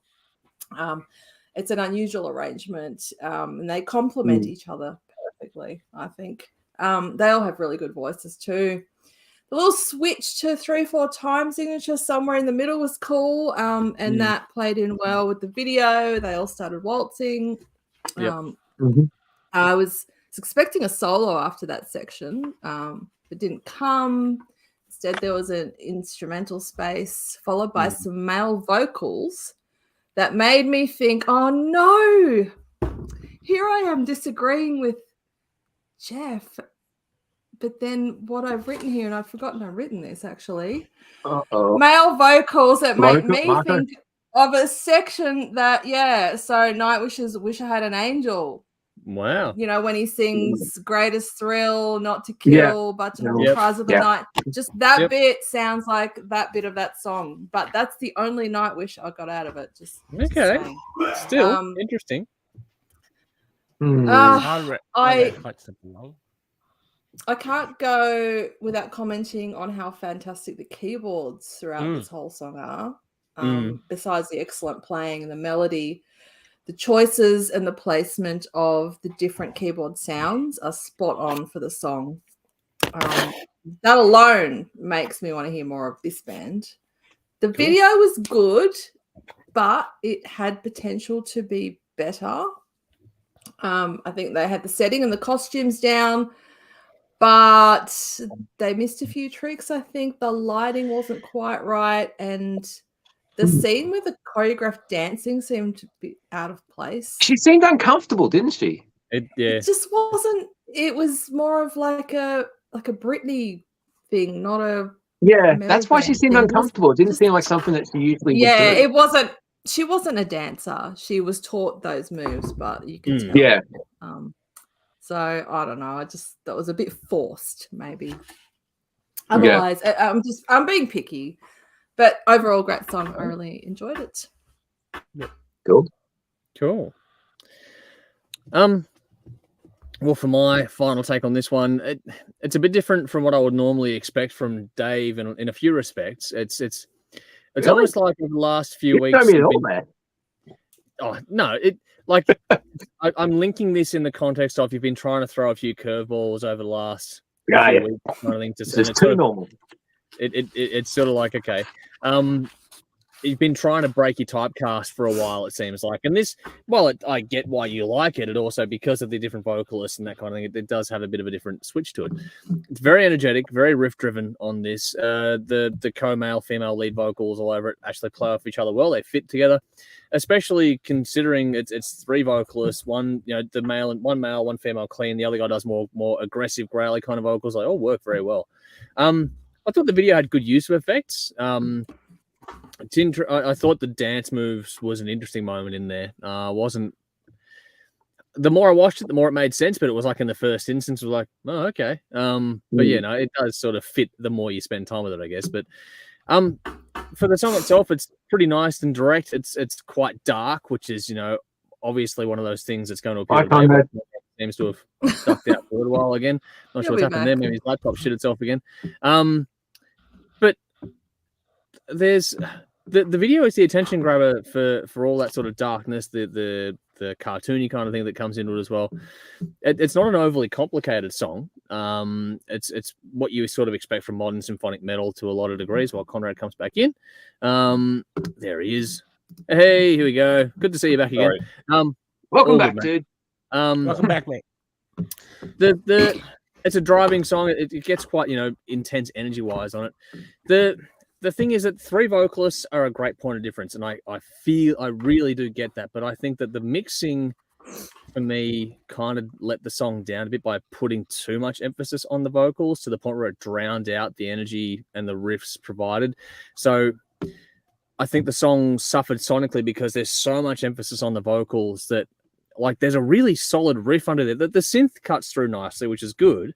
But the actual riff side of this song, I thought just the sound wall was missing a bit because it just gets pushed back. I know that guitars and vocals occupy the same mid space, but yeah, I just feel like it just missed a trick by just. It almost felt like the vocals drowned out the guitar in a lot of respects. So, the riff is cool, but if it wasn't for the bass, I don't think you'd hear it. Which is just a really interesting sort of way to mix that song. Which is just one of those weird things that I haven't heard it sort of put like that before. I mean, maybe I'm the only one that noticed it, which, according to what we've done here tonight, I might be, but it just sort of got my attention from the start. I'm like, oh, hang on, that's an interesting mix. But I don't know. But against all that sort of stuff, I did like the mid-song breakdown that allowed the instruments to shine, which was cool. It just needed more balance overall. It's got really cool lyrics, though. That song has really good lyrics. I wonder if the new album is going to be a concept or anything like that, because it'd be cool to explore where this song might go in a concept phase. Yeah. But I don't know. It's a cool track. It's well written, well performed. It gets stuck in your head. Like, I can hear that hook in my head immediately now. Which, you know, is very cool, and it keeps you locked in. So it's a good song. I just would have preferred a different mix, if that makes sense, or a more balanced mix, but it's a very, very good song. I did enjoy it. So for all in all, we all enjoyed this one at least. So we got one this week that we all liked. Which is You're cool. welcome. No, well done, Dave. Thank you, Dave. Let's see what the audience say. Michael says, Jolie says, Amaranth Damnation. Oh, hang on. Is it popping up on the screen? Oh, there it is. Jolie says, Amaranth Damnation Flame. Wasn't a fan at the start till I heard Alice in Wonderland Illusion music coming through. Then I was hooked and accepted it. So there we go. Took a moment, but it got there. But Adrian says, good songwriting, very theatrical, which is cool. But Darren says, not a fan of this band, but this isn't a bad song. So there we go. That might have some more cut through as well. Nicole says, I like it, but then I don't. The music is good and then it's bad. Confusion reigns supreme with this style of music. So it is one of those ones that, it'll either grab you or it won't. But Michael said, I didn't mind this track. Video clip is typical teenage vampire theme. I listened to the track without the clip last week and liked it. The clip probably detracts from me. Prefer music on its own in this case, which is cool. Adrian says, I think Belle has caught a buzz. So there we go. Rowan says, is it coincidence that Britney and Timberlake come up in the same episode? I don't know. It's Britney, bitch. That's true. Yeah. But Adrian says, I'm new to this music. I enjoyed it. Adrian says, I agree, Andrew. So it wasn't just me that got that mixed up, which is cool. So I'm glad I'm not the only one that heard that one. But Edge Crush says, not a song I'll go back to, not a fan, though I do love the fact that they have 3 totally different vocal styles, which is cool. There we go. Alrighty, one more song, then we get stuck into the meat of the show, which is, what we do here. And it's my choice for this week, which is the latest from South Australian band Audio Rain with their new single, Motorway. They've got a new album in the works. It's apparently due early 2024, which I know Dave and I both love this band to bits. Fuck yes. So very keen to get more from these guys. But like I was saying, this is an Adelaide band. The latest single from these guys, we've been covering them for a while. They played one of our Whole Lot of Love Nights too a while back, which is really cool. So yeah, a lot of love for these guys, and hope that they have had nothing but success with this single and with everything else coming forward. That's just on the record before we even get into the song. I love the guys to bits. But yeah, like I was saying, I love the guys. I've been keen for new music, and I'm glad we're finally sort of getting into the process of getting a new album out from these guys. I signed to a label recently too, so it's all sort of moving in the right direction for them, which is fantastic. If you know this band, this one really does fit into their trademark sound. If you like this, you will like all their work to date. It's one of those songs that just fits in perfectly with their catalog of music. It's got great groove. Sorry, I like the riff on it. That's offset by a really lovely vocal and the melody in this song. But it's got some nice grit and punch. It's similar to the King's Crown song in that it's got a real snap to it, and but this one's grittier. It's got a real gritty sort of tone to it overall. Nice punch. It's a long way from a tame song. There's a lot going on here. But for me, it's a memorable song. There's a great hook, and I like the emotive weight in the vocal. I think it's James is the vocalist, and his delivery is just stunning. I love the way he delivers his vocals and the storytelling that he gives in his songs. I think he's really good at what he does, and he's right up there for mine. This is that all the softer side is in the verse of this song, the opening verse more or less, with the emotive weight and that I'm talking about. But then it gets flipped on its head by a real rocked up chorus, which is cool. There's nice harmonies in that part as well for the record. But this song also sort of builds up a bit. It's got great lyrics to it as well. Like I said, the storytelling is fantastic. But once it gets going, it never sort of backs off again. It sort of starts off and then just keeps building and building and building toward the end of the song. And it just doesn't let you go. Like I said before, I love the grit, the punch in it, especially in the breakdown section or the bridge toward the end of the song. There's a really nice sort of chunky bit there, which is really nice. And in that particular section, there's a lot of layering in the guitar work too, which is really cool. And I thought that sets up things nicely for the song close. That gnarly riff that sort of anchors this song down sort of gets heavier and heavier as the song goes along, and that's cool. But yeah, it's a meaty, chunky, yet melodic, sort of beautiful and loaded with meaning rock song. These guys just keep punching out great music as far as I'm concerned. And if you, like I said, if you like this, please do check out more. If you get a chance, see them live too, because they are absolutely phenomenal live. They are fucking second to none. I think this is a band for me that could go as far as anyone can go. Like, they are one of the ones that just are so radio could play them, and yet they're still, hard rocking enough for the, people that don't like radio to listen to as well. I think this is one of those ones that can appeal to anyone and everyone. I just wish the music biz, quote unquote, would give them a fairer shake at it, because these guys would cut through so really fucking well as far as I'm concerned. I love these guys' bits. It's another great song from these guys. My song of the week. Let's see how Conrad went with it. How'd you go? I enjoyed this. This is interesting. Cool. I like that sort of that cross between stoner and thrash, kind of that stoner thrash. It's like stoner rock, but it's also got a thrash vibe to it. Like obviously, you know what I like Wolf Tooth and that sort of vibe. So I like that, that kind of vibe. This has I like the grittiness, the guitar tone. Are these indigenous? No, they're not indigenous Australians. They're just domestic, are they? Yeah. Well, they're white Australians, so there we go. Yes. Yeah. Okay. Yeah, but it's interesting to see a band come from the middle of bumblefuck nowhere. I mean, they got nothing to do, so they're just going to rehearse. So I get that. No, it was good. I like that.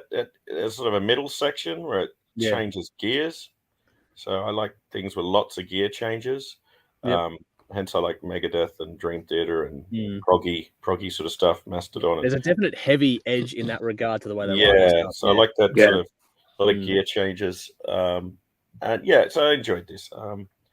It didn't smash it out the ballpark for me, but at the same time, it didn't make me run for the hills either. Cool. So it sat quite well. I'd give this about a 7 out of 10. Nice.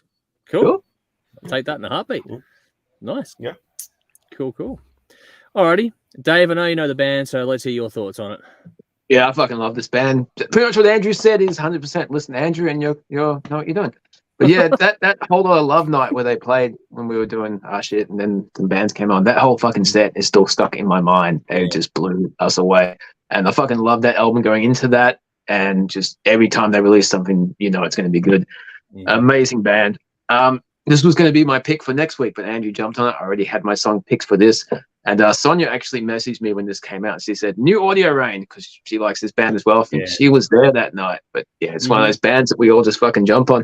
This band never, ever disappoints. They're fucking awesome live. Awesome guitar tone. I love how this song builds in the intro and just takes you on a fucking journey for 5 minutes. Lyrics are really well done. What's that? Adelaide. Oh, I thought they were from the middle of bumblefuck nowhere. No, they're from Adelaide. They came over to Melbourne to play one of our nights when we were doing we do what we do here in front of an audience, which was always fun. Why did I get the impression? There's some good memories from that shit. Don't know, Conrad. Yeah, fucking stalkers. Weird. No, okay. The lyrics are well done, but if you know the album, you know they always write great lyrics, and Jake always nails the fucking vocals. He's got the right amount of rock grit. And also the right amount of emotive inflection. He just brings these stories to life. I like the interesting guitar lines throughout the verse. It's not just playing chords. There's a really cool melody in there. That's a lot more interesting than just letting chords ring. Great hook to the chorus. Like how it kicks in the second gear halfway through with the instrumental section. Just takes you towards the end of the song. I'm hoping you said 2024 for a new album, because if it's like this, they've definitely stepped up from the first album. So I want to hear more of this on a full-length album. Fuck yeah. Audio Rain, fucking rule. Nice. Cool. All right, Belle, how'd you go? Well, this song is shit. Hot. My heart was stopping. Very nice. Well played. Well played. I really liked it. Actually, when I first played this, it was in my car.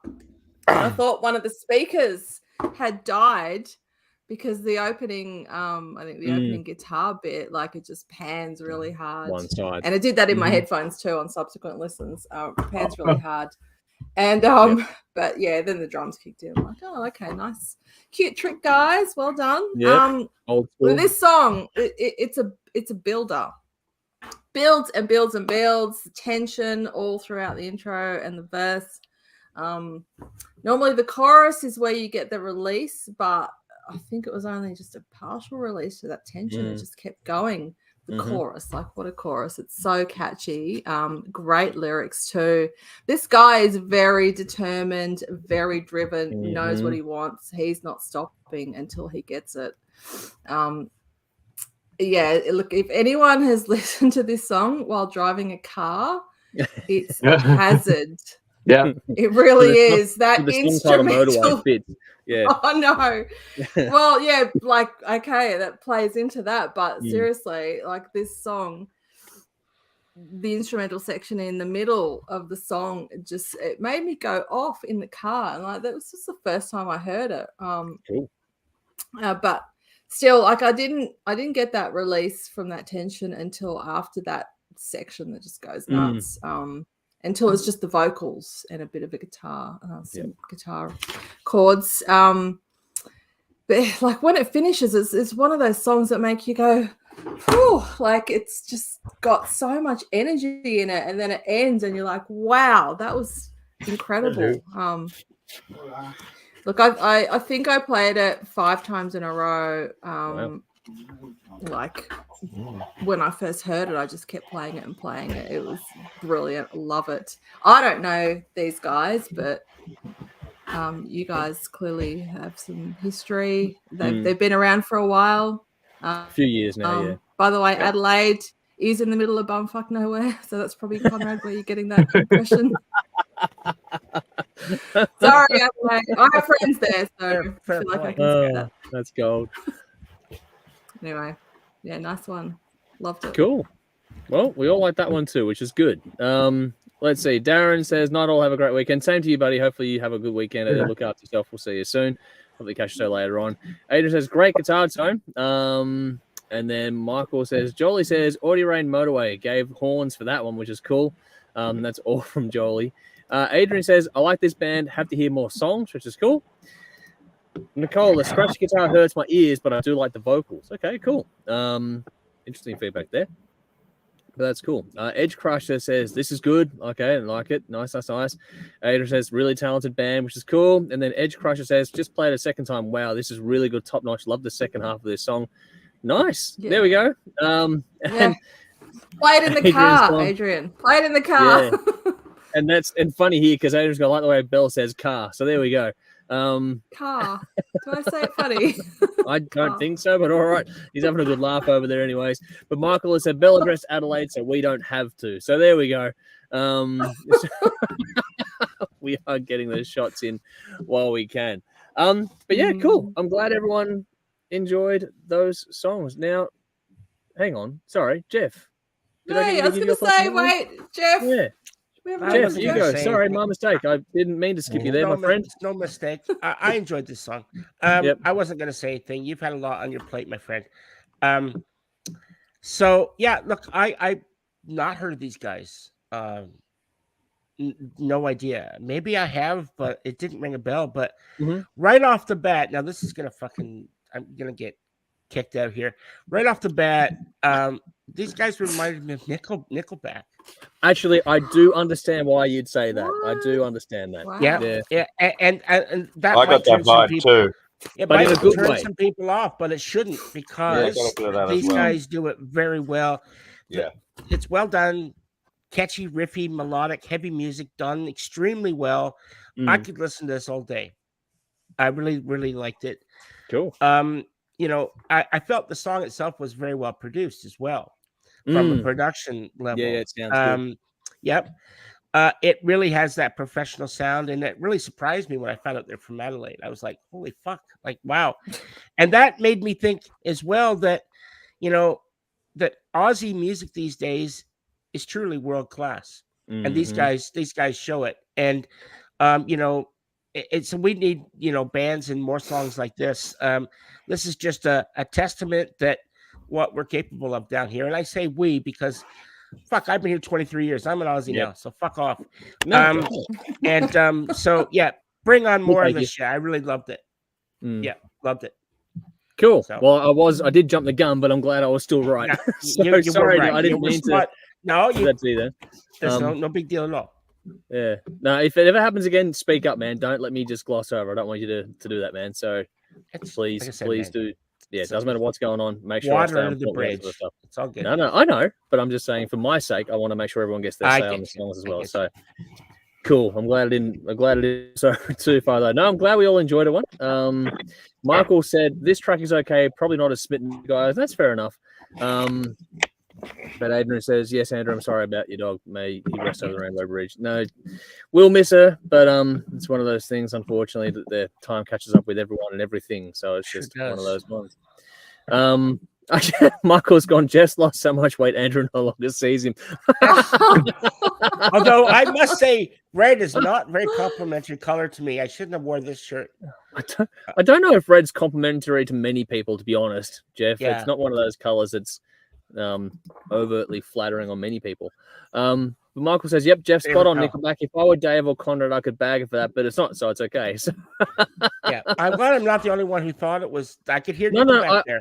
I get that though, because it's one of those. That's why I say that they're one of those bands that have got that cut through appeal that could get to anyone. Like if you like your heavy metal, hard rock, you'll enjoy the song. But if you like the radio friendly stuff, you'll enjoy it too. It's one of those things that Nickelback does that niche so well.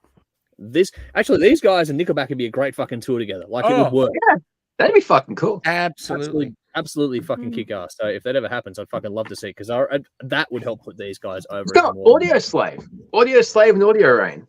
Yeah, well, that'd work. Is it Audio Rain or Auto Rain? Audio Rain. Audio Rain. Because when I saw the name was Motorway, for some reason I was thinking Auto Rain. No, you know, like I don't know. Audio Rain. Audio Rain. Okay. And they're lovely guys too. They are actually super nice people. So yeah, please do support them if you feel inclined. They are some of the nicest guys out there. All right, we got to try and fly through the rest. I'll be right back. Just give me 2 seconds. Cool. It's like 11 and we've just finished the single. I know. That's why I'm going to try and fly through this one. So crapping on. And I'm trying to talk less and not interrupt. See, this is what happens when I'm sober. It's not working out for you, Dave. All right. Evil Dave returns next week. So, I'm making a stew, and I got to get to the butcher's before it shuts. All right. Well, we're moving along. Cooking a stew. All right. So need to get to the butcher's. I think we'll skip Who Am I this week. We'll move on to Who Am I next week. Let's go to the Builder Collection, and let's just move on. So I know it was your turn, Belle, in theory, this week to do Who Am I. I don't know if you're prepped for that or not. Who am I? I am. You are? Did you want to do it? Are we skipping it? If we can do it now, we can do it next week. Are you happy to... What do you want to do? I can do it. I'm happy to do it, but if you want to skip it for the sake of time, that's cool. I'm ready. Conrad, to go. how long have you got before the butcher shuts on you? Oh, look, no, I mean, before I have to get with the butcher shut? Shut fucking England. Isn't it like 10 a.m. there or something? What the fuck? It's 1 in the afternoon. We've got time. It got like at least 4 hours, man. Well, they shut it. They shut for a siesta in the UK. I do have a life, you know. Yeah, you got a gig to go to. I'm surprised you can manage to do this. To go to. Yeah, that's true. All right, when Jeff gets back, okay. So if Belle's prep, when Jeff gets back, we will do the Adrian's laughing his ass off. But Marvin's gone, that's a big ass knife, Conrad. You're about to perform a ritual. So there we go. He's making a stew. I'm making a stew. Yeah. So when Jeff gets back, we're gonna get into Who Am I then. So Belle's ready to go. So we'll get into Who Am I in a moment, which means Dave, you'll be up next week for your turn at Who Am I. All right. I have to not be Captain Obvious next week. Yeah, well, that'll be. Everyone needs to do a better job than me. But just while we wait for Jeff to come back, we'll touch on the Builder Collection side of things, just to recap last week a little bit, and then we'll just sort of catch up when Jeff comes back. So last week, we did last session, a couple of weeks ago, we did 1979. I picked Pink Floyd, The Wall. Belle had Kiss Dynasty. Dave had AC/DC, Highway to Hell. Conrad had Police, Regarded a Blanc. And Jeff had Tom Petty and the Heartbreakers, Damn the Torpedoes. Great records, all of them. All great records. Jeff's back here. So we're just going to quickly... Actually, we'll do this session now, then we'll do Who Am I, then we'll go to the battle afterwards, just to make it move through nice and smoothly. So, like I was saying, last week we went through it. We had our choices last week.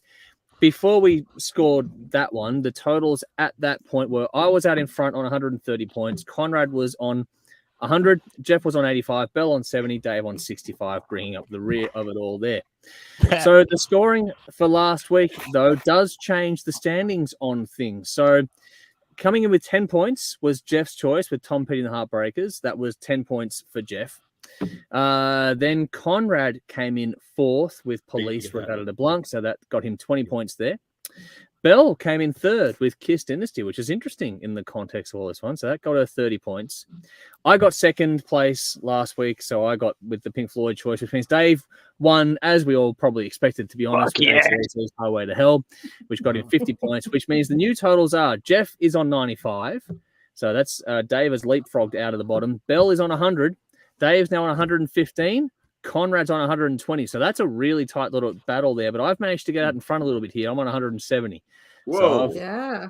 Whoa. Well done, Andrew. so far, so Picking good. well. Consistency Yep. is the key. And so we will do Who Am I after this. We're going to move on now into the 1980 choices. And we have to remember mindful here that obviously once an album goes, no one can pick the same album twice. But you've also got to be mindful now that you can't pick the same band twice in your own list.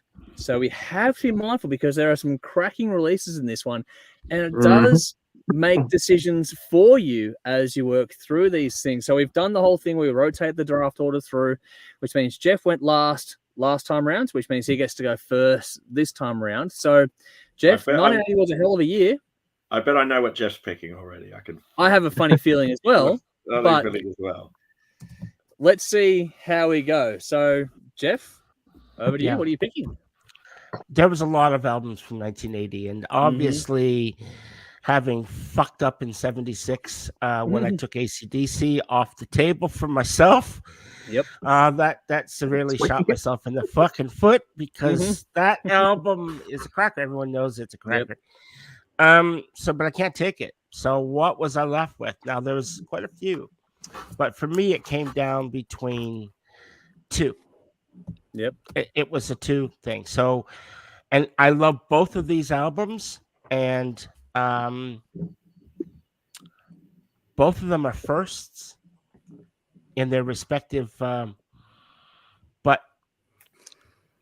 I'm gonna go with. I don't know if this is gonna blow you guys away or what, but I'm actually gonna go with Black Sabbath, Heaven and Hell. Wow. Nice. Wow. Okay. Good pick. Yeah. Amazing. I think that, I'm a huge Dio fan, and when he came into this, man, that's one of my all-time favorite albums of anybody. Yeah. Wow.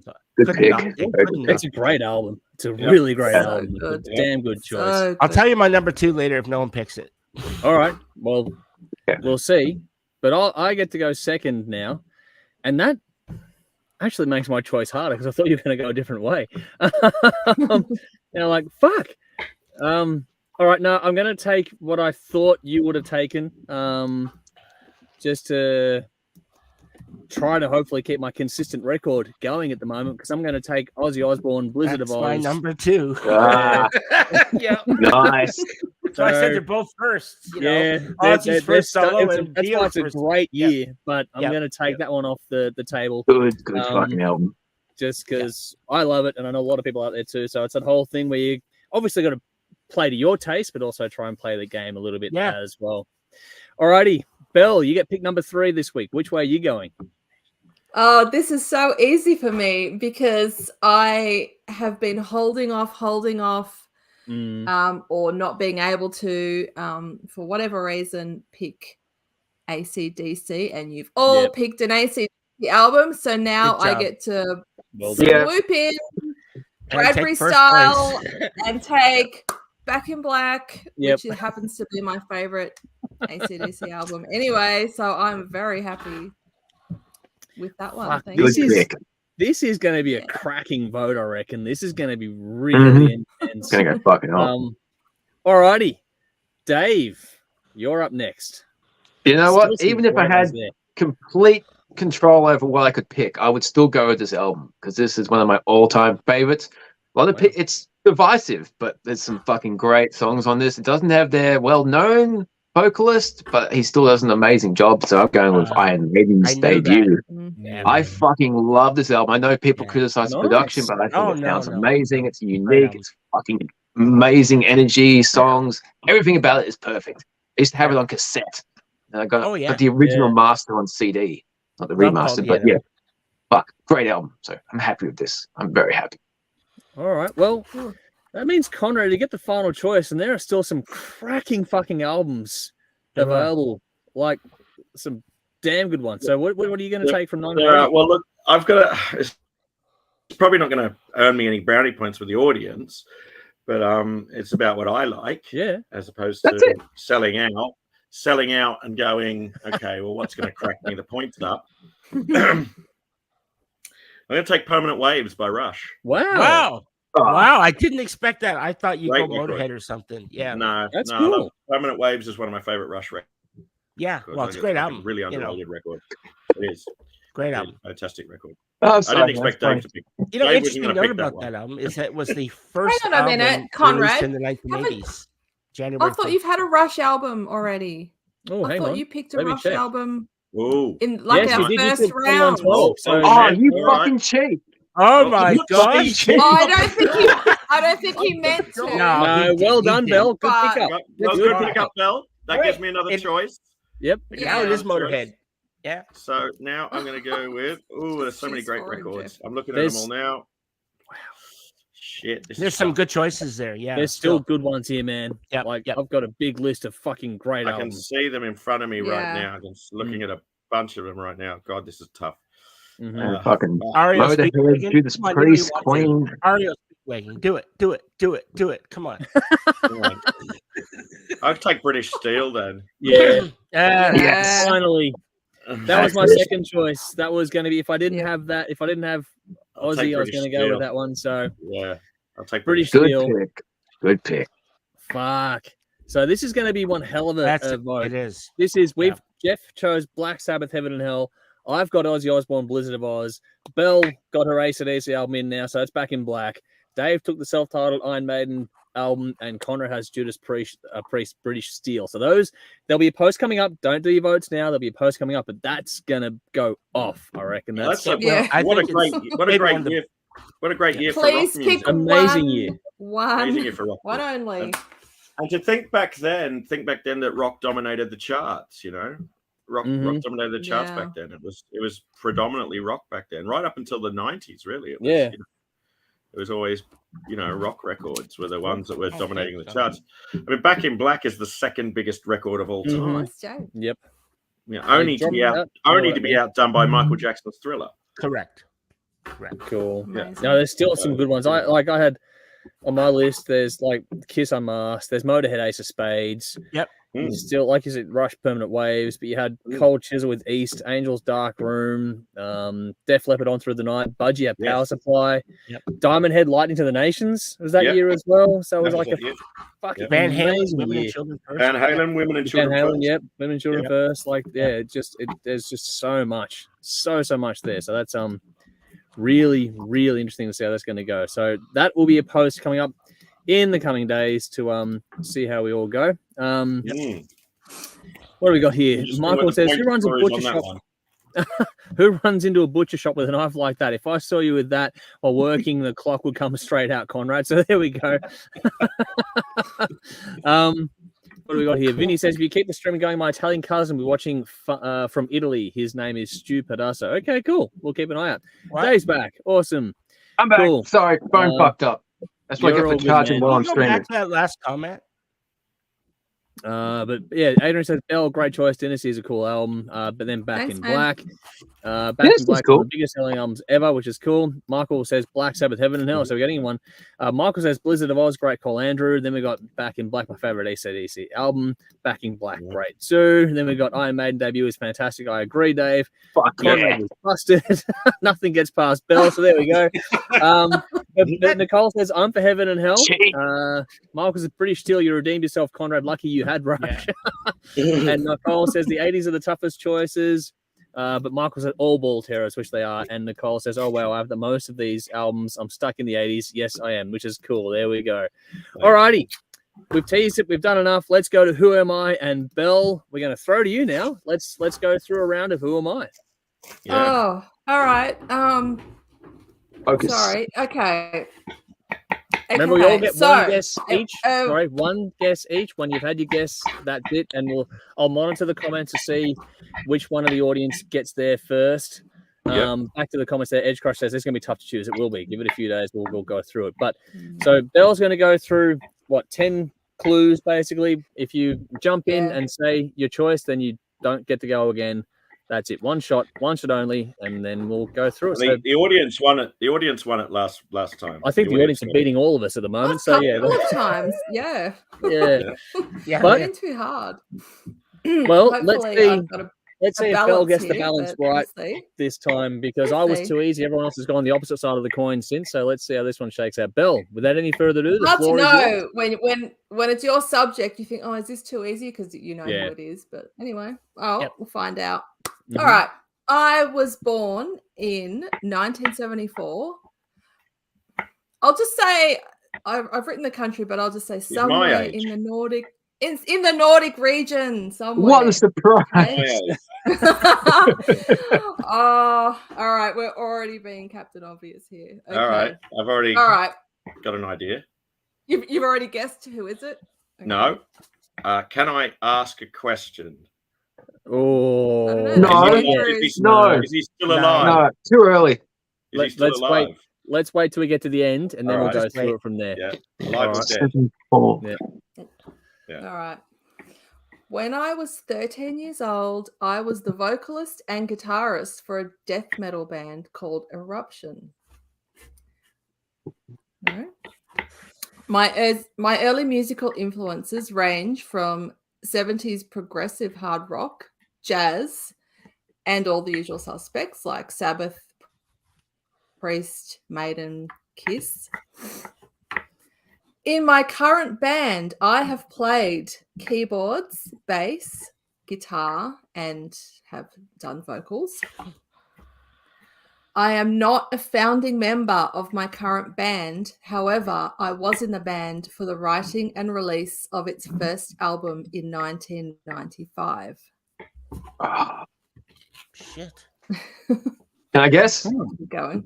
Guess. Yeah. Can't pronounce his last name. Fucking Michael, the dude from Opeth. Yes, damn you. I got it. Well done. Nice. Michael Ackerfeld. Yeah. It helps when you're a fan. Yes. So. Yeah.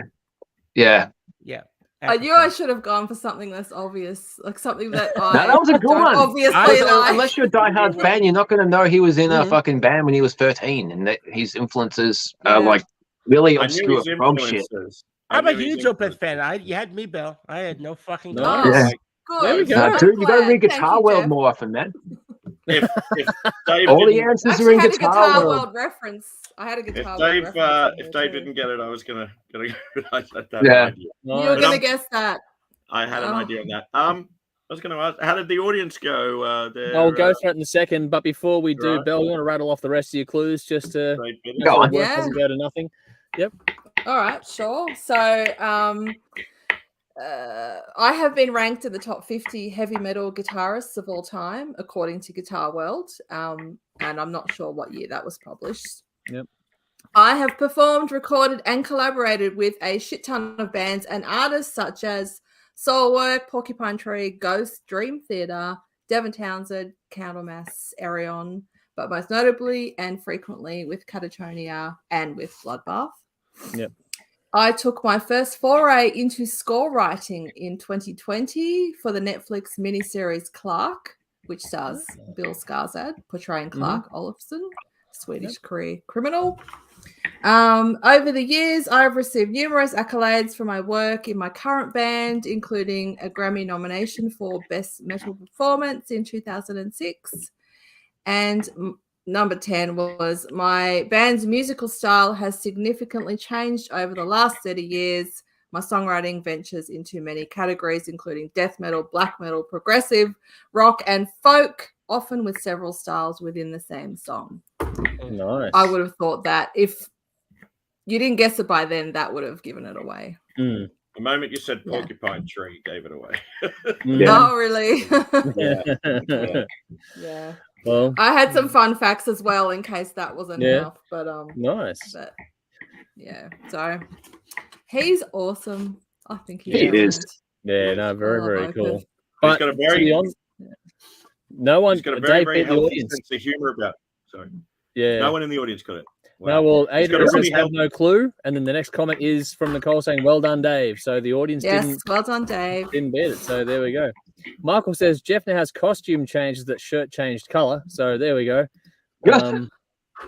Oh yeah, what's going on there? Are we changing? Are we like doing strip teasers now? Well, I Like got in- up to have a piss, and I thought, "Fuck this red shirt's fucked off. It's gone." Yeah, but the funny thing is Red's that not Adrian's my gone colour. Dave with the shirt change as well. So there we go. Haven't changed. Same I shit. don't know. Yeah, I don't know. I don't know what's going on there. But yeah, Adrian's all said very well done, Bill. So there we go. We're getting some more love for that Thank one. you. So all good, all around. We got one finally this week. So there we go. We got to question 5. So I think I did. I found the middle ground. That's pretty good balance. Well Yeah, done, that Bill. was cool. That was good. I think I very well done. wasn't 100%, so it was a guess, but yeah, it was a you good were- question. you One of us Very well was- done. Yeah, I don't think I would have gotten it until the very end, to be honest. yeah, I might have struggled. Cool. To be honest, Yeah. yeah, not necessarily my strict wheelhouse. So one of those things that's And I love Opeth. I think they're one of my favorite bands. That's Really, fucking that- rule, man. absolutely. Yeah. Alrighty. Cool. Well, we That have was one fun. more point of order tonight before we get out of here, and that is to go with the King of the Riff series now. So we're going to go through it. This is the 7th round of the whole thing.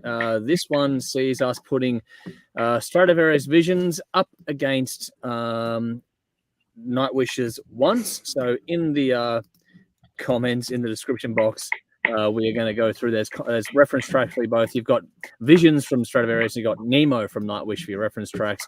Yeah, Adrian got the wrong person when he said Dave with the t-shirt change. So there we go. Just to Because clarify. we're so alike, man. Yeah. But yeah, so this is round 7. We've got the winner of this will go through to the final and face off against the winner of next week's battle as well. So it's a whole lot of fun with this. And yeah, we're getting toward the pointy end. So there's 2 weeks of this to go, and then we'll have a new theme. We're going to try and rapid fire through that. But we're going to discuss the next theme with our Patreon audience. I reckon we'll start getting that from them, and we'll sort of whittle down a theme out of that. Alrighty. So again, round 7, we've done this before. Winner goes on, loser goes home, all the usual stuff. Let's, without any further ado, throw to Dave to give us his pick for this week. It's King of the Riff, Nightwish versus Stratovarius. Which way are you going, Dave? Oh, fuck. Obviously, I'm going Nightwish, but I will take a few minutes to justify my bias. I'll take nothing away from Stratovarius and the album Visions. They're a fantastic band. That's a fantastic album. However, in relation to the albums before and after Visions, they really didn't progress all that much compared to Once, which is different to anything Nightwish had done throughout their entire catalog. Nightwish had never released the same album twice, whereas Stratovarius, they progressed over the course of their career, but it was a very slow progression. Compared to other bands, a lot of what Stratovarius do, you can argue they do it better than other bands, but I do hear a lot of Halloween in Stratovarius. I think Belle mentioned last time she heard some Queensryche. I can hear that too. Yeah. I can't think of a single other band that comes close to sounding like what Nightwish did on Once. They've influenced countless other bands. No one's even come close to doing what they did on Once. As far as performers go, there's no doubt Stratovarius are the better players. When it comes to writing songs that are not only memorable but emotionally engaging or have lyrics that are astute observation of humanity, Nightwish wins that hands fucking down, undeniable. Thomas Halopanian in particular is leaps and bounds. Pretty much everyone on the face of the planet. Various topics, moods, styles, emotions. He covers a lot of things, and it's truly diverse listen. Both albums are great, but if you want something that's truly unique, innovative, and special, this has to be Once. It's a fucking it's a shit matchup because Stratovarius is fantastic. It'd be a better battle if it was up against anything, but it's Nightwish and it's Once, so yeah, it's got to be Nightwish. That's fair enough. Like it's the point is to be able to have your say and make your point, and you've done that. And I think, well, we'll see who goes next, but yeah, I think you raised some interesting points in that one. But unlike we do so often, Jeff, you're going to go next. You're not last this week. Wow. All right. Well, I like that. That's kind of cool. Yep. All right. So Stratovarius Visions 1997 versus Nightwish once 2004, I believe, isn't it? Yep. Yeah. Yeah, 2004. As I sat down to write a review of this album, and I'm speaking of Stratovarius Visions, I had a moment of enlightenment and sobering realism. I had a problem. It dawned on me that I was not going to be able to improve upon my original review that I had only wrote a few months ago, or actually literally about a month ago. Really, it's not that much longer than that. No. I realized that I was completely the wrong way to look at this, however. But why should I have to improve upon the original? It was an unrealistic aspiration, and each review should stand completely on its own, regardless of whether it's the same album being reviewed only a short time ago or ages ago. The point is, each time we collectively review an album, the latest review is the definitive review.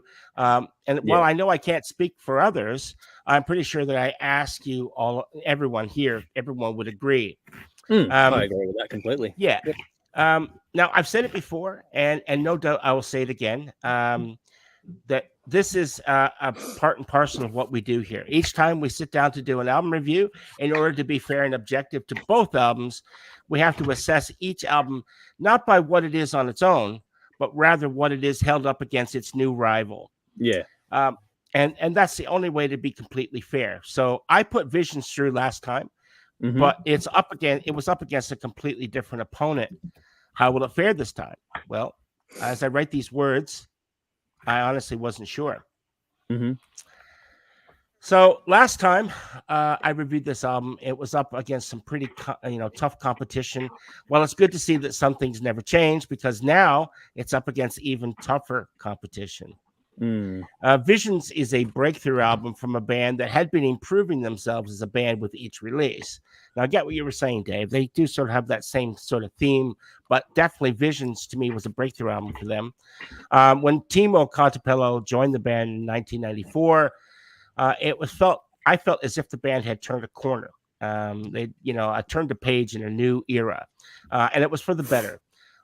They were on the precipice of something big, and something that that they would obviously explore with later albums. And as Visions was the third release since his addition to the band, it was now evident that the sound of this material, the band felt more at ease and more at home with their new sound. You might say now they were comfortable in their own skin. It was almost as if that this was the sound that they were always destined to make. So make no mistake about it. Visions was a bold step for a band like this. Concept albums can be very divisive. When a band releases a concept album, they run the risk of alienating potential new fans who might be turned off by the preconceived, overwhelming, heavy baggage that comes with it. And for some, concept albums seem to fly over their collective heads. Too deep to be worthy of a listen. Some people don't want to have to think about their music. And this can put them in the band at a huge financial disadvantage as well, which can lead to poor sales. And it's not going to do the band any favors. And this is also why most bands on a concept album is up. Usually the outlay on a concept album is up there too. Yeah. And that's exactly right. So when you look at it, this is why historically most bands don't do concept albums, especially early on in their career. And why the ones that do usually have a fairly robust fan base that is strong enough to see them through the risky times. And so, in short, concept albums are always a risk. It should be then no surprise that Visions was a success, critically and commercially. And this gamble paid off. Popular internet reviews, such as Loudwire, would eventually put Visions on at number 6 in the top 25 power metals of all time. Which is huge. And that's quite the feat that would open up many doors for them and, for their success going over the years. Visions was such an album that had strong enough songs that were able to draw in a completely new fan base. The songs themselves stood up individually. And they were obviously already growing in their popularity. And this would see the band become a powerhouse in the power metal scene in the late 90s. An advantageous place to be, obviously, considering how that genre would continue to grow into what it is today.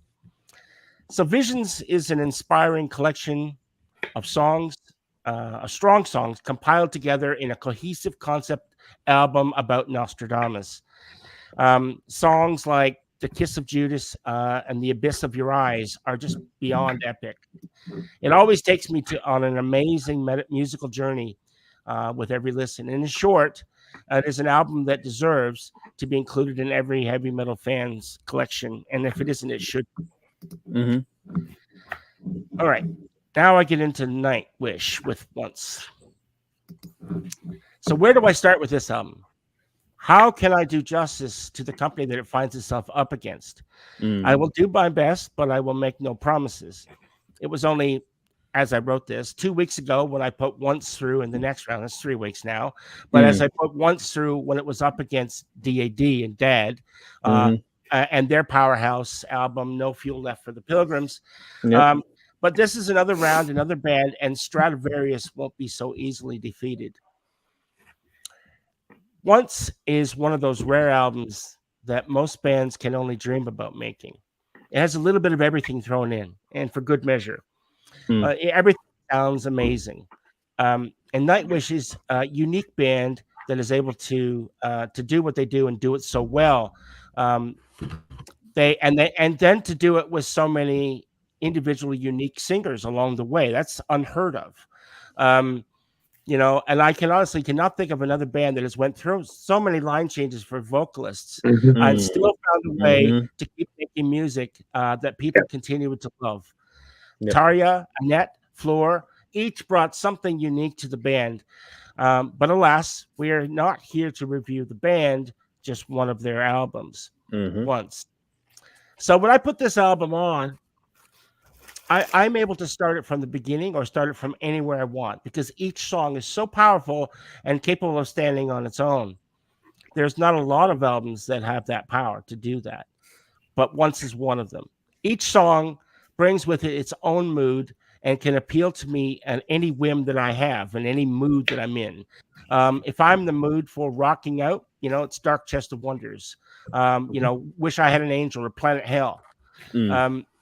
If I want to go dark with some somber yet uplifting lyrics, then it's got to be, you know, Creek Mary's Blood. And if I want to feel absolutely overwhelmed with emotion that seems to seep into the core of my being, then it's got to be Nemo. Or the sheer power of that leaves me emotionally exhausted, The Siren. And if I'm in the mood for all of these things all at once, and no pun intended there, then it has to be Ghost Love Score. Because it delivers all of those emotions in spades. So Once has a pretty special place. You guys are waiting for the end of this. I know it's coming eventually. So. No, it's all good. But Once has a pretty special place within the Nightwish discography. Many people consider it their best album. And ironically, it was the last that we would ever get for Tarja before she was fired. And while I love all the music that they've made throughout their career, the firing of Tarja always made me sad because it was, you know, this was the beginning of something that they would have to fall into. And I think that at that time, we would really never know what was going to happen. What was going to be the next chapter? Would they fail? Would they pass? That was a big moment in their career. And I think that played part when you go forward when they got rid of Annette and got Floor. They had already been there. So, you know, we did it before. We can be successful again. Yeah. And I think it played part of it. So, where I've lost my place because I got off topic here. Oh, well. But anyway, I think I was just basically saying that I can't really be too sad because every album since has been exceptional. Yeah. But of course, that's hindsight of 2020. And at the time, it was a very dark time for fans, not knowing how they would end up. Yeah. So, given that both of these albums come from bands that have had a long, successful career, and both of these albums have been considered by many to the best material that each one has released, this is indeed a tough fight. I think it's fair to say that going into this, it wasn't going to be easy. On one hand, we have an album that defined the band's career up to that point. And on the other hand, we have an album that defined the band's career up to that point. You see what I mean? This is like choosing between two children. Which one is your favorite? At the end of the day, you just can't choose. But I have to. So I guess it's come down to which album I would want to reach to more often than the other. And to be completely fair, both albums take me on a musical journey of immense wonder, excitement, and constant enjoyment. And when I started this review, I honestly did not know which way it was going to go. It was a difficult decision, and an album that loses out did so only by the slightest margin. And in the end, not all journeys are equal. But the journey that I would rather go on more often is, and this is where my internet kicks out, by you hamsters. It's got to be Once by Nightwish. There we go. Sweet. Pick. All right. So it's 2-2. So Nightwish need one more to win this round and go on, or we'll see what happens. But for now, we're going to throw over to the stew maker, Conrad. The carrot cutter. That sounds like a Nightwish song, though. The stew maker. Oh my god, it does. Sorry, man. It was right there. You can just picture the cellos coming in and the guitar riff, and then we cut the Conrad with the words. Yeah, epic. All right.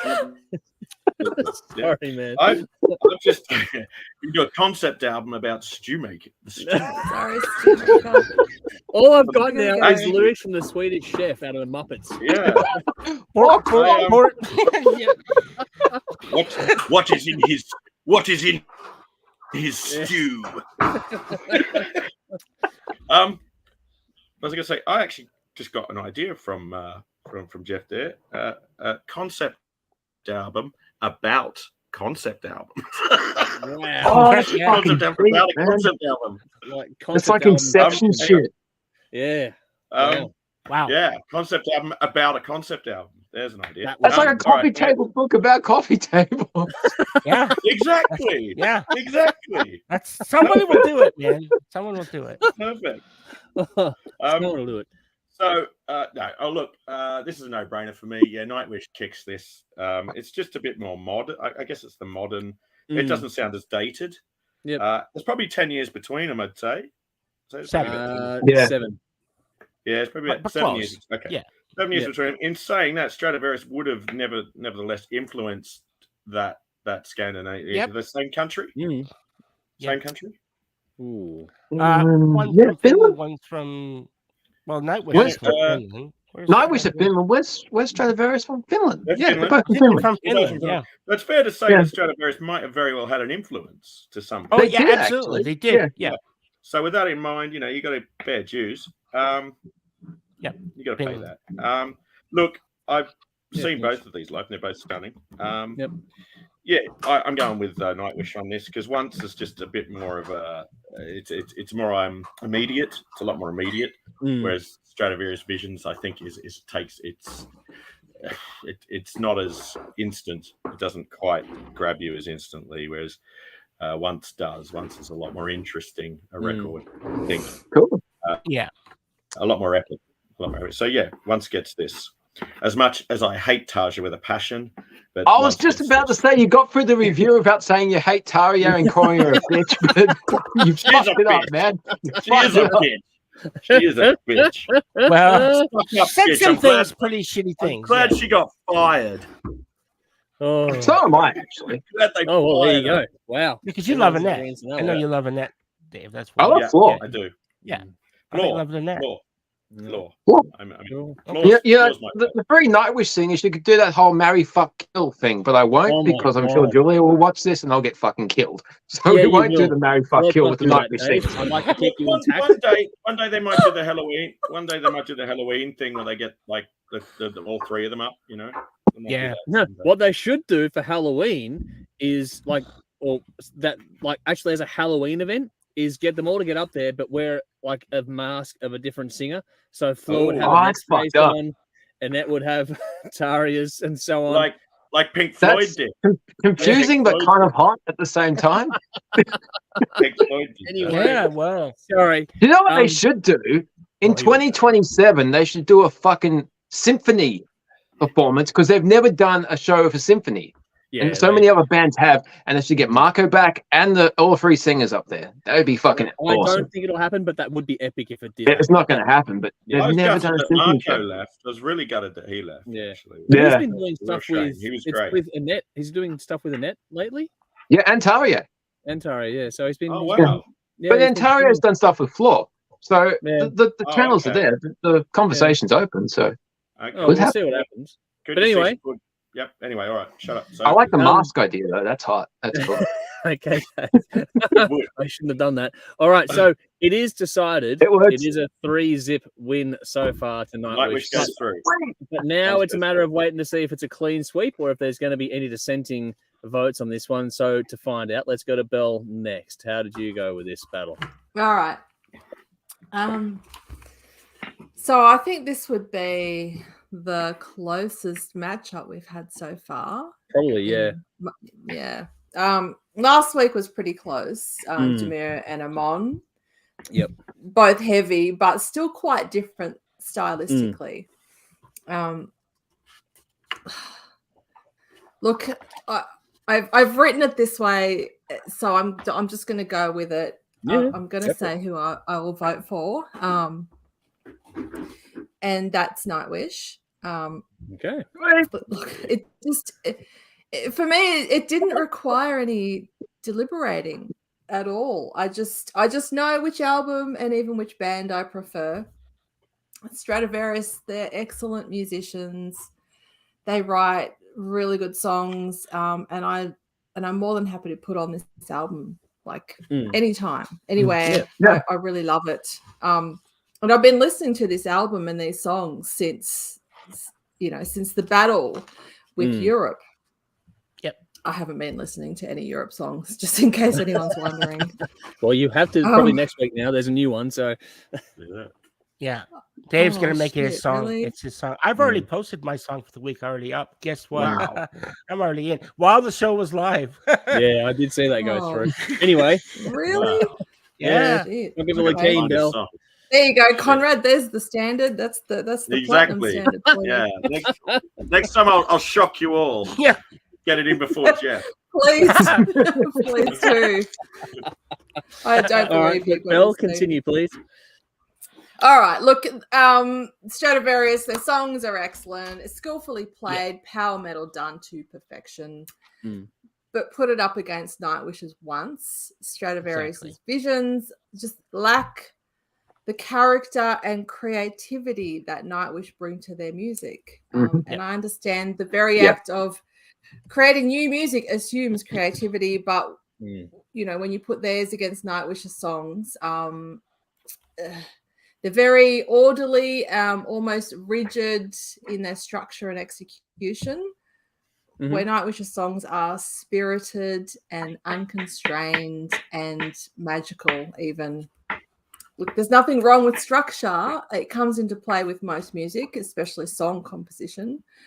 But I just have a preference to the way Nightwish write and perform their music. So, given we have to find something to choose one over the other, that's my reason, really. I love both, but Nightwish just, give it to me here, whereas Stratovarius, it's more here. So Get Fair that. enough. Very good point. And you exactly said what I said, that when you go into a battle, it's you can't. Yes, they're both great albums, but together against each other, Yeah. it's no comparison, really. So it's a clean sweep. Not Well, yet. I've got to yet. do- Not yet. No. not yet. Not yet. Not yet. One It more to might go. not Shut be. I'll shut up. The funniest thing for me about this particular battle is that we're right now into the point where I think, in this case anyway, I'm not sure about next week's battle, but in this context, I've been the kiss of death. Every album I've chosen You have. has failed. So I can't really go much wrong anymore because what it is. But both of these albums I voted out last time around, and I think, soundly screamed out of that equation. But it's really interesting in the context of this one to go back and listen to both again and try to find those things that separate them, because they are both well produced, performed, written, all that sort of stuff that we can talk about. It's just execution wise. I mean, we're talking about the 9th seed and the 5th seed, the 9th most popular and the 5th most popular album out of the audience choices out there. They're popular, they're loved, they're great albums, all those things. And so, it's one of those things where it does just come down to taste, and it comes down to which album out of these two, even though I've picked faults in both of them, like, for example, with Stratovarius, I could hear the Halloween influence in Stratovarius along with Queensryche in there, so I could hear the influences in that.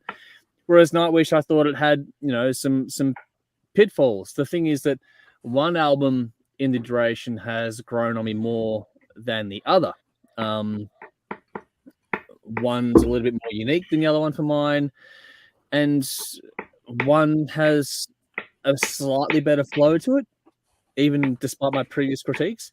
And I think also has more memorable songs on it as well. There's one of these albums where when I listen to them both, there's one that stays with me far, far more. And despite any criticism I might have, they're both great albums, but the one that stays with me more is the one I'm going to go with. I don't really have a whole lot more to say, because we have already said a whole lot about these albums, and I can't beat what you guys have already said about it anyway. So it is a clean sweep. I am going to go with Nightwish in this case. Dave, I actually picked the Nightwish album. Wow. And that's despite my previous criticisms, because those things that stood out to me last time round have made more sense the more time I spent with it. But also this album, when you break it down, songs like Nemo and Wish I Had an Angel, for example, is just two examples. They are really stunning songs, and I don't know there's any particular moments on Visions that hold up to those two moments on Rain, for example. And there's such different songs too. Yeah. They're worlds apart from each that's other. what it comes down to. Even though Stratovarius is so well done, it's like you can't knock the album. It's a great album. Yeah, it's a fantastic album. I can play those two songs in a rock club. I have done, and they go off. Always go off. Yeah. And that's where, and that's for me is. And if I put Stratovarius on, I might get one dude on the dance floor fucking But that's only because they're not as well known. It's not that the song. No, and it's not with execution. But that's where for me it came down to, like, I had to find, you have to find the split hairs. You have to find those points of difference, and that's where it came down to. For example, those two songs, I don't think Stratovarius have anything on that album that comes close to beating those two songs. So if you got a dead heat, you just got to get down to, okay, what song versus what song kind of thing. And there's moments on Once that beat out any moment on Visions for mine, despite it being a great album. Just one is gonna take the other one out. So it's funny, I'm not the kiss of death this time around. I mean, it didn't matter anyway, but yeah, there we go. It's a clean sweep. We don't get it very often, so a clean sweep is rare. We don't have them. I think this is like the second one ever. Yeah, second one. What was the other one we had? Was it Pink Floyd? No, I think so. Yeah. Yeah, I think it was. I think it was Pink Floyd. Yeah. So, but yeah, it doesn't happen very often at all, and so yeah, we all agree on something. Hey, we should collectively buy a Tax Lotto ticket. I know. I forgot tonight. I'm fucking pissed off. 60 million. Yeah. But again, both great albums. Just you have to pick a winner, and that's how I went with it. So that's what it went. Let's see what the audience have to say about it, though. How long would it take the five of us to collectively drink $60 million of alcohol? You'd be dead long before you got to the end. Collectively, I think we make a fair dent. Actually, I think we can get through it in a couple of weeks. How many gig tickets could I buy? That's a better way to do it. But anyway, Michael says the Kiss of Judas, Stratovarius. I like the guitar coming home, so she's gone with Stratovarius. Good song. It is great. Says, Joel, I love this music. Took me to the time where I first had the chance to travel the world seeing different music. That's a cool thing. That's the thing about music is it's the soundtrack to your life, which is everyone's life is different, and that's where it's so subjective music, what it does, which is a really cool thing. And hearing things like that way to get to know someone, look through their CD collection. Yes. It's interesting you say that. I went back to a girl's place one night. One night, Like, yeah, I'm not fucking you tonight. You got shit taste in music. One night I went to a girl's place, believe it or not. Go Team Conrad. And, A real live One living time girl. at band camp. Yeah, one time at band Yeah. camp. Is it? Yeah. And the first thing I did was look through her records Yep. and was like, Did you leave? Sure, it is the didn't first know- thing you didn't did. know Yeah. half of what she had. She was goth. Wow. And then what She- happened? She had all this old school 80s goth stuff, which I liked that stuff actually, but she had a lot of stuff I didn't know. But Cool. you know, I was interested. I was like, oh, this was interesting. Yeah. See all this stuff that I didn't know, you know. Yeah. So Cool. you stuck around and had a scary night. I stuck around, but no action. Didn't get any action. It's too fucking miserable for that.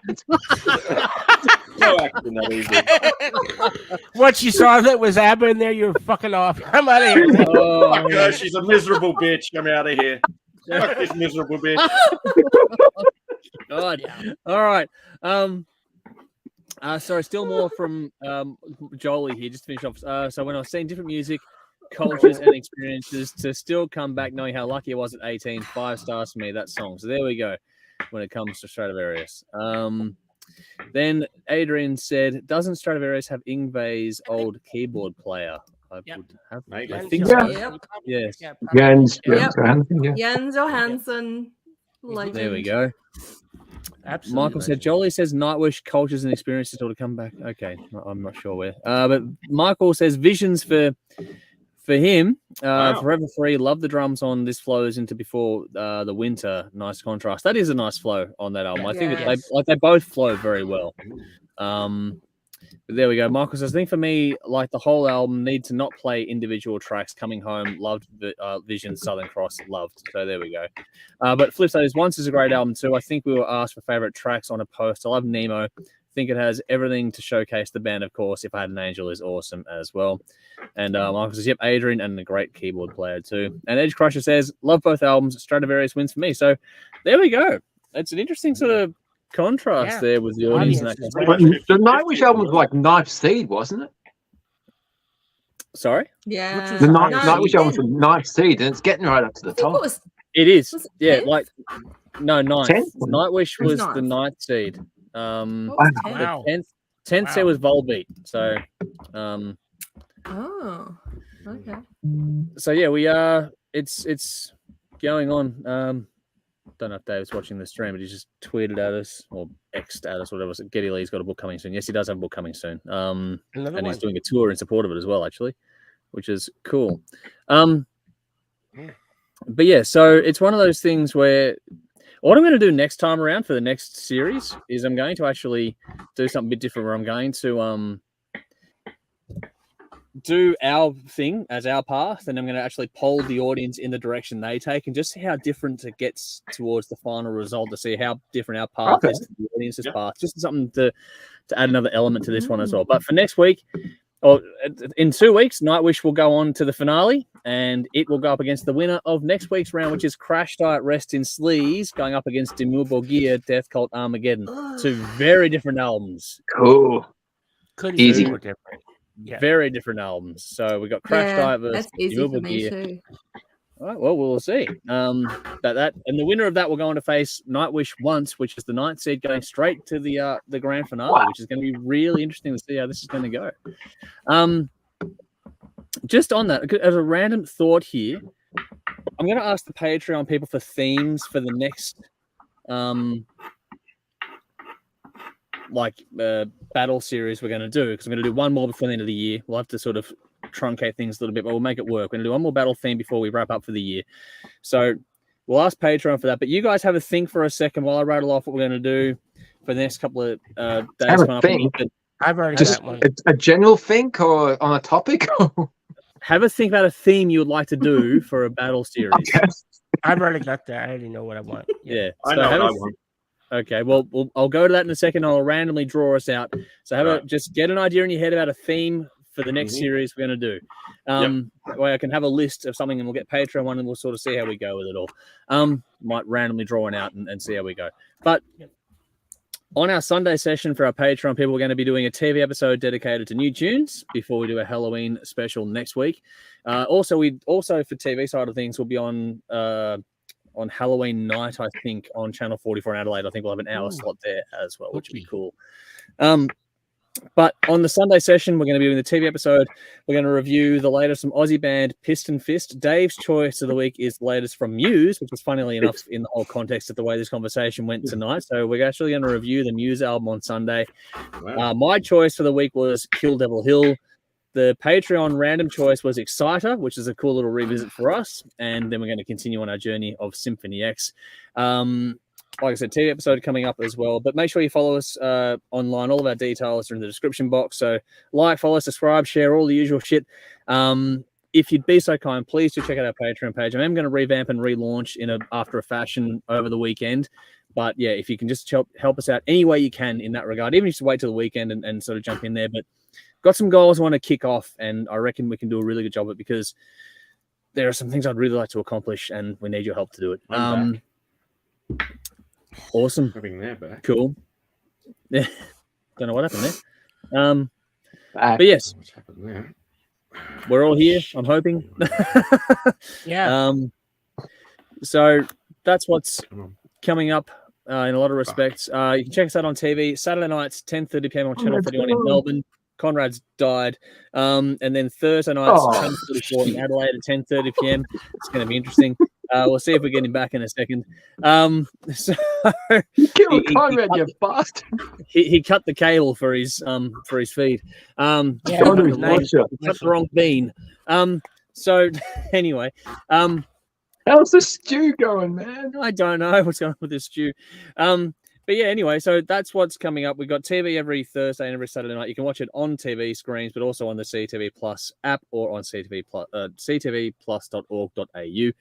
Have another live stream next week. Like I said, they'll be rounded out by the battle between Crash Diet and Jim Gear. Dave will have the Who Am I game to play next week. Yes. And we'll have all the usual stuff. We'll do 1981 for an album choice as well. We'll go through the results of this poll and a whole lot more, as well as our songs of the week, which Jeff is already getting super, super keen on to see how things go there. Alrighty. Yeah. I've given you all a moment to think now. Before we go to the bin, let's try and just quickly rattle off some themes in our head. So, Belle, I've given you a moment. What's a theme you'd like to explore for another battle series? Oh, look, it's not really a theme. It's just like, holy shit, I got to come up with something really quickly. What would be cool? Yep. 1989. That was a cool year for music. Yeah, cool. There's heaps of cool albums that came out in 1989. That was my, random. Years are good. Off the top of my head. Really I like it. Yep. Yeah. Years are really good. I like it a lot. Alrighty. Dave. A theme in mind? Yeah. 1989 is cool, but how about debut albums? Cool. Yeah. Nice. Yes, so many good ones. There are. I already know what would win that. I'm not so sure about that, actually. Know what I'd vote for. Conrad would be next. We'll get Conrad later on. Okay, my theme would be... Conrad is skewing on his idea. Yeah. Fantastic, Dave. Even I'll roll my eyes at that one. That was fucking terrible. Oh, wow. Anyway, my theme would be bands that have changed vocalists. So albums from bands vocalists. So like the first album with the new vocalist? No, just a band has to be a band that's changed vocalist, and then you can have whatever album you want, and we just go with the top 10 choices from that. It's a bit more of a complicated one, but it is just there's a lot of leeway there. There is. I'll work out something. That's a very loose. But you could go with any Maiden album, even though they changed vocalists 3 times. Have to have some parameters there. Sorry, I would make it so it is an album where the vocalist was changed, if that makes sense. So it has to be either the first or the. So if you're going to go, I don't know. I'll work out parameters for it. But anyway, if it was going to be Anthrax, it'd have to be John Bush era, or if it was Van Halen, Sammy Hagar era, or something. Yeah, something like that. Can't be the first vocalist. Band changed vocalist. Yeah. So that'll be that. Alrighty. But Jeff, have you got a theme in mind? GMTA. Yeah, that was exactly what I was going to propose. Bands that had changed vocalists. Yep. Wow. There you go. Cool. Well, there's that. You get 2 votes for that. Yep. Yeah. But we will ask the Patreon people out there as well. Let's see if anyone's got any comments in this one. What have we got here? Wow. Okay. Sorry. Got comments here. Okay. Rowan says battle theme top 10 short metal albums. Oh, Rain in Blood. What, 28 minutes? Short. What's the parameter? Yeah, what's what the, midget? like midget less than metal? half an hour? Oh god, here we go. Midget metal. Oompa Loompas. Shit. Michael says, wow. Production theme. So the top band. 10 best produced. That's an interesting one. Production, yeah, the production. How is that measured though? Is there like it'd be completely subjective, but you'd ask like everything else though. We just ask the audience what are your favorite produced albums and just go from so there. that pretty much rules out Slayer from anything. Yeah, probably. It rules out a few Metallica albums too, to be fair. Yeah. So there we go. Edge Crush saying night all. Good to see you. Hopefully you're keeping well, and we will see you next time around. Conrad, Roman said, did Conrad change his shirt to the Apple thinking of GIF? So the wheel of death. Conrad's coming back in now, which is good. Vinny says, I reckon. Here we go, Conrad. We'll get you in here. There you are. I don't know what happened there. Did you all drop out, or was it just me? It was just you. Yeah. Unfortunately, we're nearly there. Other side of the world. Yeah. First world problems. Yeah. Okay. One from Vinny says, songs used in video games, which would be cool. Just write these down as we go. Yeah. But before we do, Conrad, did you have a theme in mind that you'd like to explore for a I think there was a couple. There was like rock and roll movies, like rock metal movies, or stoner rock. I like stoner rock. So either best stoner rock album, or maybe rock and roll like heavy metal films. You know. Yep. Cool. So movies and stoner rock. That's cool. Yeah. Soundtrack albums. Soundtrack. Yeah. Soundtrack album. Yeah. Yeah. Nice. Soundtrack album's great because there's so much. Yeah. Yeah, cool. Well, we got that theme written down there as well. What do we got here? But Roland says for battle topics, pick something that doesn't see you talking about albums you've talked about before. Well, that'd be kind of challenging. We've been doing this for a while. Hedge Crush says Joey Belladonna is the second vocalist for Anthrax. Interesting. Yeah. Good point. What do we got here? Vinny says Smurf metal. Smurf metal. Feeling blue. For the short albums, but Rowan says less than half an hour sounds like a good cutoff. So 30 minutes or less. So for the short metal albums, so it's not midget metal or less. So just to recap, the theme shredding half a song. Bell's theme was the year 1989. Dave's theme was debut albums. Conrad has soundtracks, movies, or stoner rock. I've got bands that have changed vocalists. Rowan has top 10 short metal albums coming in under 30 minutes. Michael had the top 10 best produced albums, and Vinny had albums with songs that are used in video games. So we've got a good little diverse thing there. We'll do some stuff with Patreon. So there's more versions and ideas to come, I'm sure. But I just want to sort of get a little bit of a pool going there to have some fun with. So we got a little list there to randomly draw or whatever else have as well. And Jeff had the same idea as me, bands that have changed vocalists. So it's already got a bit of a leg up in that regard. But we are here. Time to wrap it up. Time to go to the fun part of the week. And that means it is time to go to the bin. And let's just do the rounds here. Conrad, let's start with you. What are you putting in the bin this week? Just that business about Live Nation that Dave posted. Was it Dave you posted that? Did I? One of you did. One of you posted about Live Nation, like a rant from this dude about Live Nation and how Live Nation have now basically scrapped bands paying 30% of merch to venues, right? However, Live Nation will, knowing them, still fuck you in some way or another because that's what they do. Because they're a bunch of corporate fucking assholes. They're not music fans. They're not anymore. They used to be. They used to be. Yeah, the people at the top. People at the top, CEOs, just money. You know, they're all about money. They're not about the band. So, you know, so yeah, I'm sure it's a, what do you call it, like a blessing in disguise. Not so much a blessing in disguise, but it'll be a backhanded kind of compliment type thing. You know? They'll take with one, they'll give with one hand, but take with another. You know. There's talk about that because they're the venues seen movies like that, Conrad. Are going to be cutting out a lot of smaller venues because of the way they're going to do things and structure it out. So yeah, while it sounds good on paper to have the merch cut be a thing or not be a thing anymore, they're also sort of which venues they're going to use is sort of cutting out a lot of the smaller venues. So it's going to be interesting to see where it goes on. But yeah, it's I guess their tactics. I don't kind of like their tactics and the way they conduct business. So good one. That's my rant. That's going in the bin. Nice. Good bin. Live Nation. Fuck you. Alrighty. Dave, over to you. All right. I got a list. It's been a few weeks, so there's a few grievances. Firstly, and most importantly, Aldi sausages. Actually, there's nothing actually wrong with the sausages. They're actually quite nice, but they come in a 7-pack. How the fuck does that divide equally among anybody? 7. Think about it. It's shit. It makes you buy 2, so you got 14, and then it just fucks you. You cut the sausage in half. Who wants half a sausage, man? Does, apparently. Have you ever satisfied somebody with half a sausage? No one wants to chode. I know plenty of women who are satisfied with half a sausage. Yeah, speaking of personal experience. Are you sure? Are they lying to you, Conrad? They're lying. Oh my God. If you're hanging out with goth chicks, man, you can't tell their mood from one thing to another. Yeah. Moving on.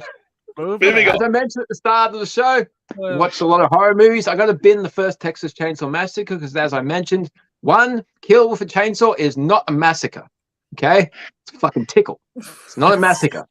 Tickle. Okay. Tickle, all right. Third. Tickle Me Over has a whole new meaning now. Bald people. People with no hair. Okay? Now, during the week, dropped Jade off at her high school so she could do this aptitude test. So they could pick what grade level she's in and everything so they can assess what class to put her in. So I'm picking her up afterwards, after the hour of this test, and a whole bunch of new parents to start to get familiar with. And the bald people send a group together. And I can see them looking at me like, look at this cunt. He's got enough fucking hair for all of us. He's just parading around and we're all fucking bald and everything. Bald people don't like me for some reason. I don't care. Fuck off. It's not my fault. Should have made better life choices. So don't blame me for your fucking problem. I shaved my hair. Oh, wow. Oh, They gang up. Have you This will noticed the happen bald to you people gang soon. up? I used to work for this bald manager when I was working at Big W, and he used to walk past. He goes, Dave, one day I'm going to cut your hair off with a pair of this. I'm like, do it, man. It'll fucking grow back. I'm like, you. Sucks to be you. Okay. Moving on to more important issues. Football for interrupting a Kiss concert. What the fuck? They were just getting warmed up. There were 3 songs in, but no, we have to have some fucking football. Channel 7. For not filming Paul breaking the guitar. Yeah. How can you not know that was coming? Seriously, you call yourself a fucking director. Yep. And I'm going to get in early. Now that football season's finished, you know what's next? Fucking cricket. Anything more boring than fucking football? Cricket in the bin. I love cricket. Cricket's fun. I love cricket. Oh, fuck. So boring. It's not just the game. It's just like, oh, he threw the ball, he hit the ball, and he's running back and forth. Now we're going to talk about it for 20 minutes before something happens again. Fucking WWE should just arm them with fucking chairs so they can hit each other while they're running back and forth, make it a bit more interesting. It's not jousting with and then they talk about it all week. Yeah, he hit the ball, and the ball went out there, and he comes back, and they ran back and forth. Like, fuck off. Rather watch people getting killed with chainsaws. Of course we know that. Maybe you like cricket if they use chainsaws instead of bats. Yeah, oh fuck. Cricket with chainsaws, man. How cool would that be? All right. Is there anything else you're going to bin tonight, or you've vented your spleen? Oh, hey, I got one more. I scrolled up on the page. Yeah, this is from earlier today. I got to bin myself because I got home from work. I had to make a final couple of notes. And I'm using the mouse. And I moved the mouse to the left, and it's moving to the right. I move it to the right, it's moving to the left. Like, oh, fuck. It's like all the configurations or shit. I'm like, oh, no. Mouse is upside down. Upside down.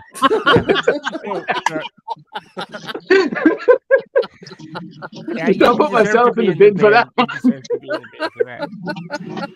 I need a new mouse. I gotta buy it. A new mouse. Oh, I like No, how, it was upside down. And the My funny fault. thing is you Fucked up. scrolled back up to find that one as well. So that fits the theme. There you go. Fucking hell. All right, Belle, stop that if you can. I can't. Conrad, what the Not fuck? just because. It's cooking by Not just Conrad. because they are Come on. Half a sausage. again. I know. Stew this time, not pizza. Mm. Half a Go on sausage to see stew. celery. I don't know what's going on anymore. Pretty all lit right, celery put too. them in the bin quick.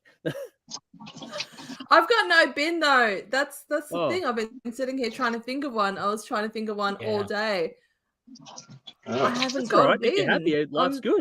I mean, I suppose there are things I could put in the bin, but Yeah, I've got nothing that I want to put in the bin tonight. Yep. The only thing I can think of that I just sort of then, and it's sort of piggybacking off one of Dave's bins, is the fact that I completely forgot to watch Kiss at the grand final. I just completely forgot about it. It's online. It's on YouTube. I figured. Yeah, so I still haven't watched it. I figured it'd be on YouTube, but Did they do a full concert? I felt just very 3 songs. regretful. Wow. I think Sorry, I went Belle? to sleep. I think I went to sleep. But when it was over, Okay. when the game was over, did they do? I didn't.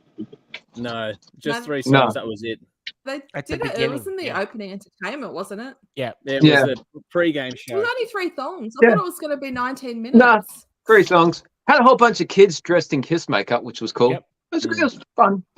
Oh, You know, it was the biggest opening. Look, it's a pathetic bin, ever. but that's it. No, it's all good. All good. So it was Alrighty. good then. Yeah, Sorry? it was fun.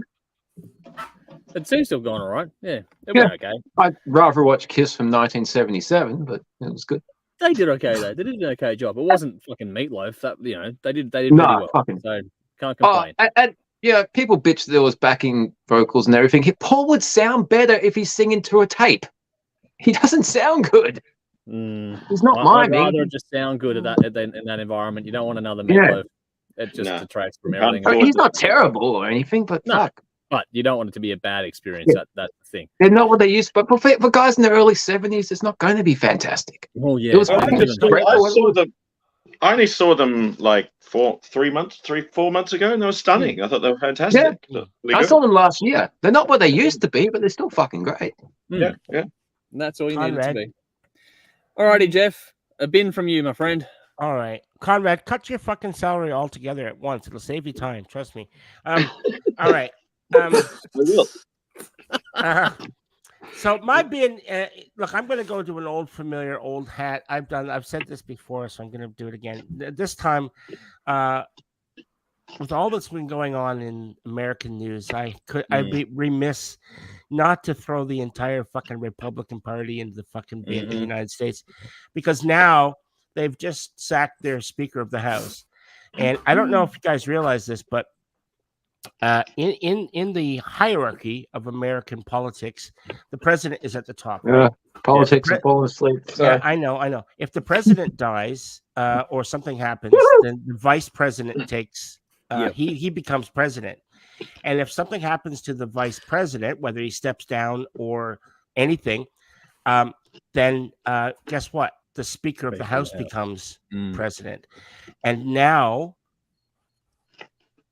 there's a push right now. It's happening right now as we speak to appoint Donald Trump as Speaker of the House.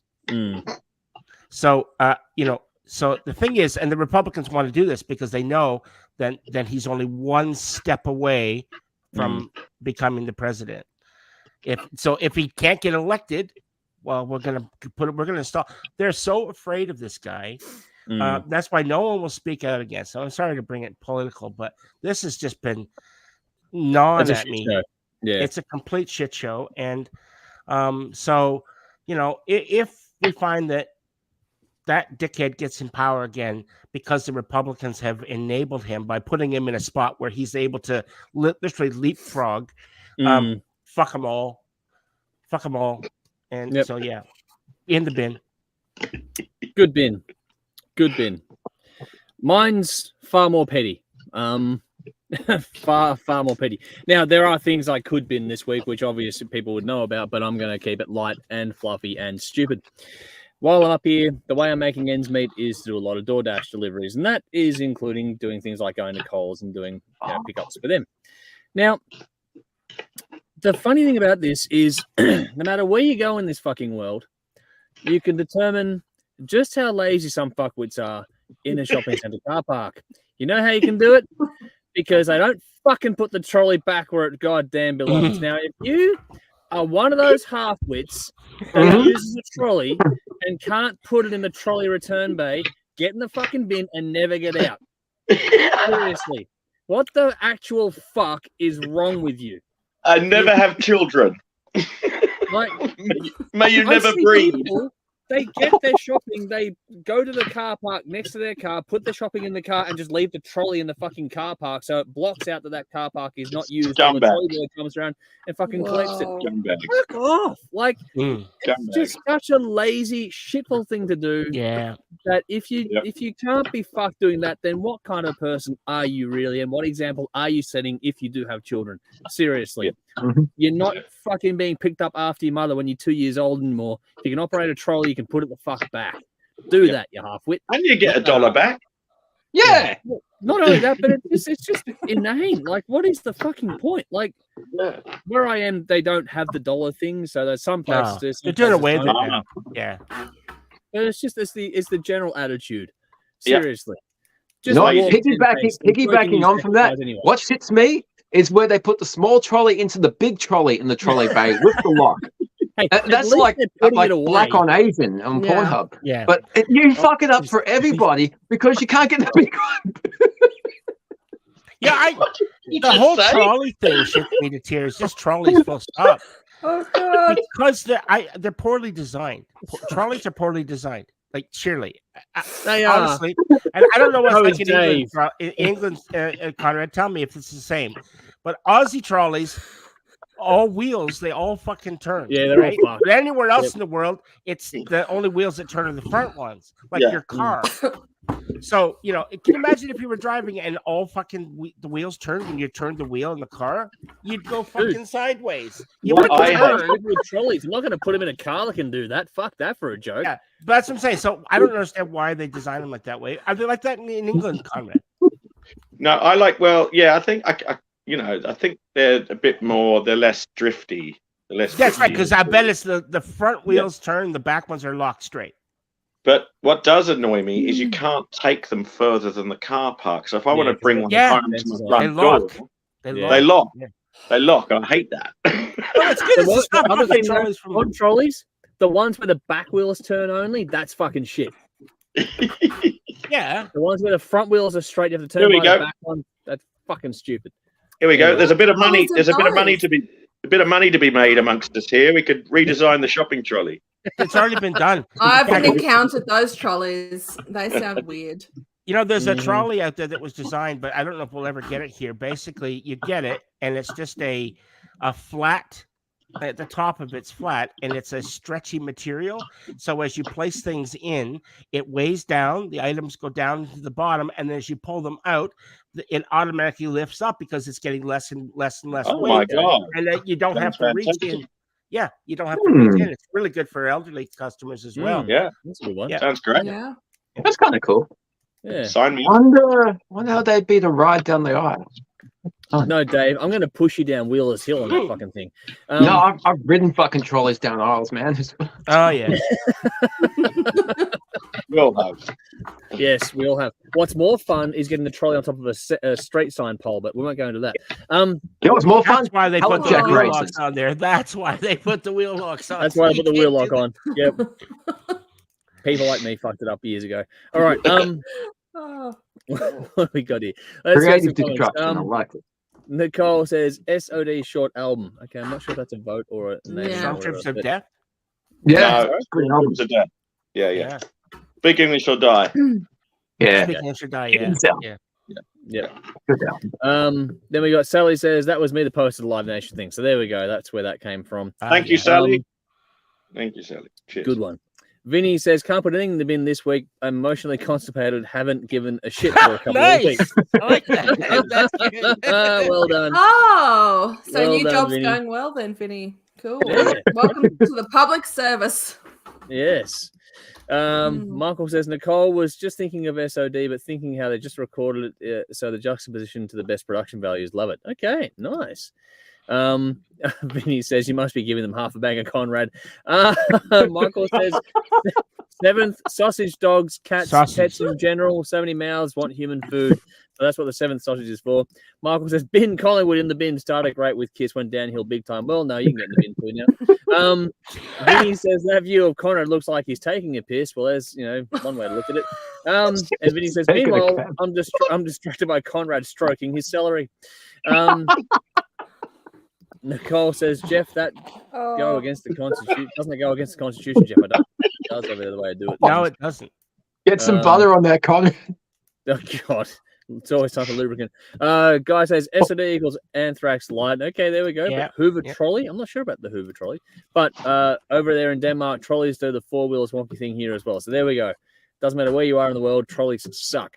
So I'm glad we've settled on a universal bin for this week. But on that note, I think we'll get out of here now. Thank you all so much for tuning in. We'll see you all again next week. And after that, we'll just keep going until we get through the end of the year. But again, thank you all so much for joining us. Make sure you check us out on TV. Otherwise, check us out online when you see all of our shit. Anyway, until next time round, though, I'm Andrew. I'm Jeff. I'm Belle. I'm Dave. I'm Conrad. As always, folks, you know what to do. Drink up. Drink up. Drink up. Rock on. Hey, we got there. Stick a marshmallow in your coffee. Trust me, it's fucking awesome. Okay. It is. The little marshmallow. It's awesome, trust me. Yeah. On that note, we're out. We'll see you next week. Good night.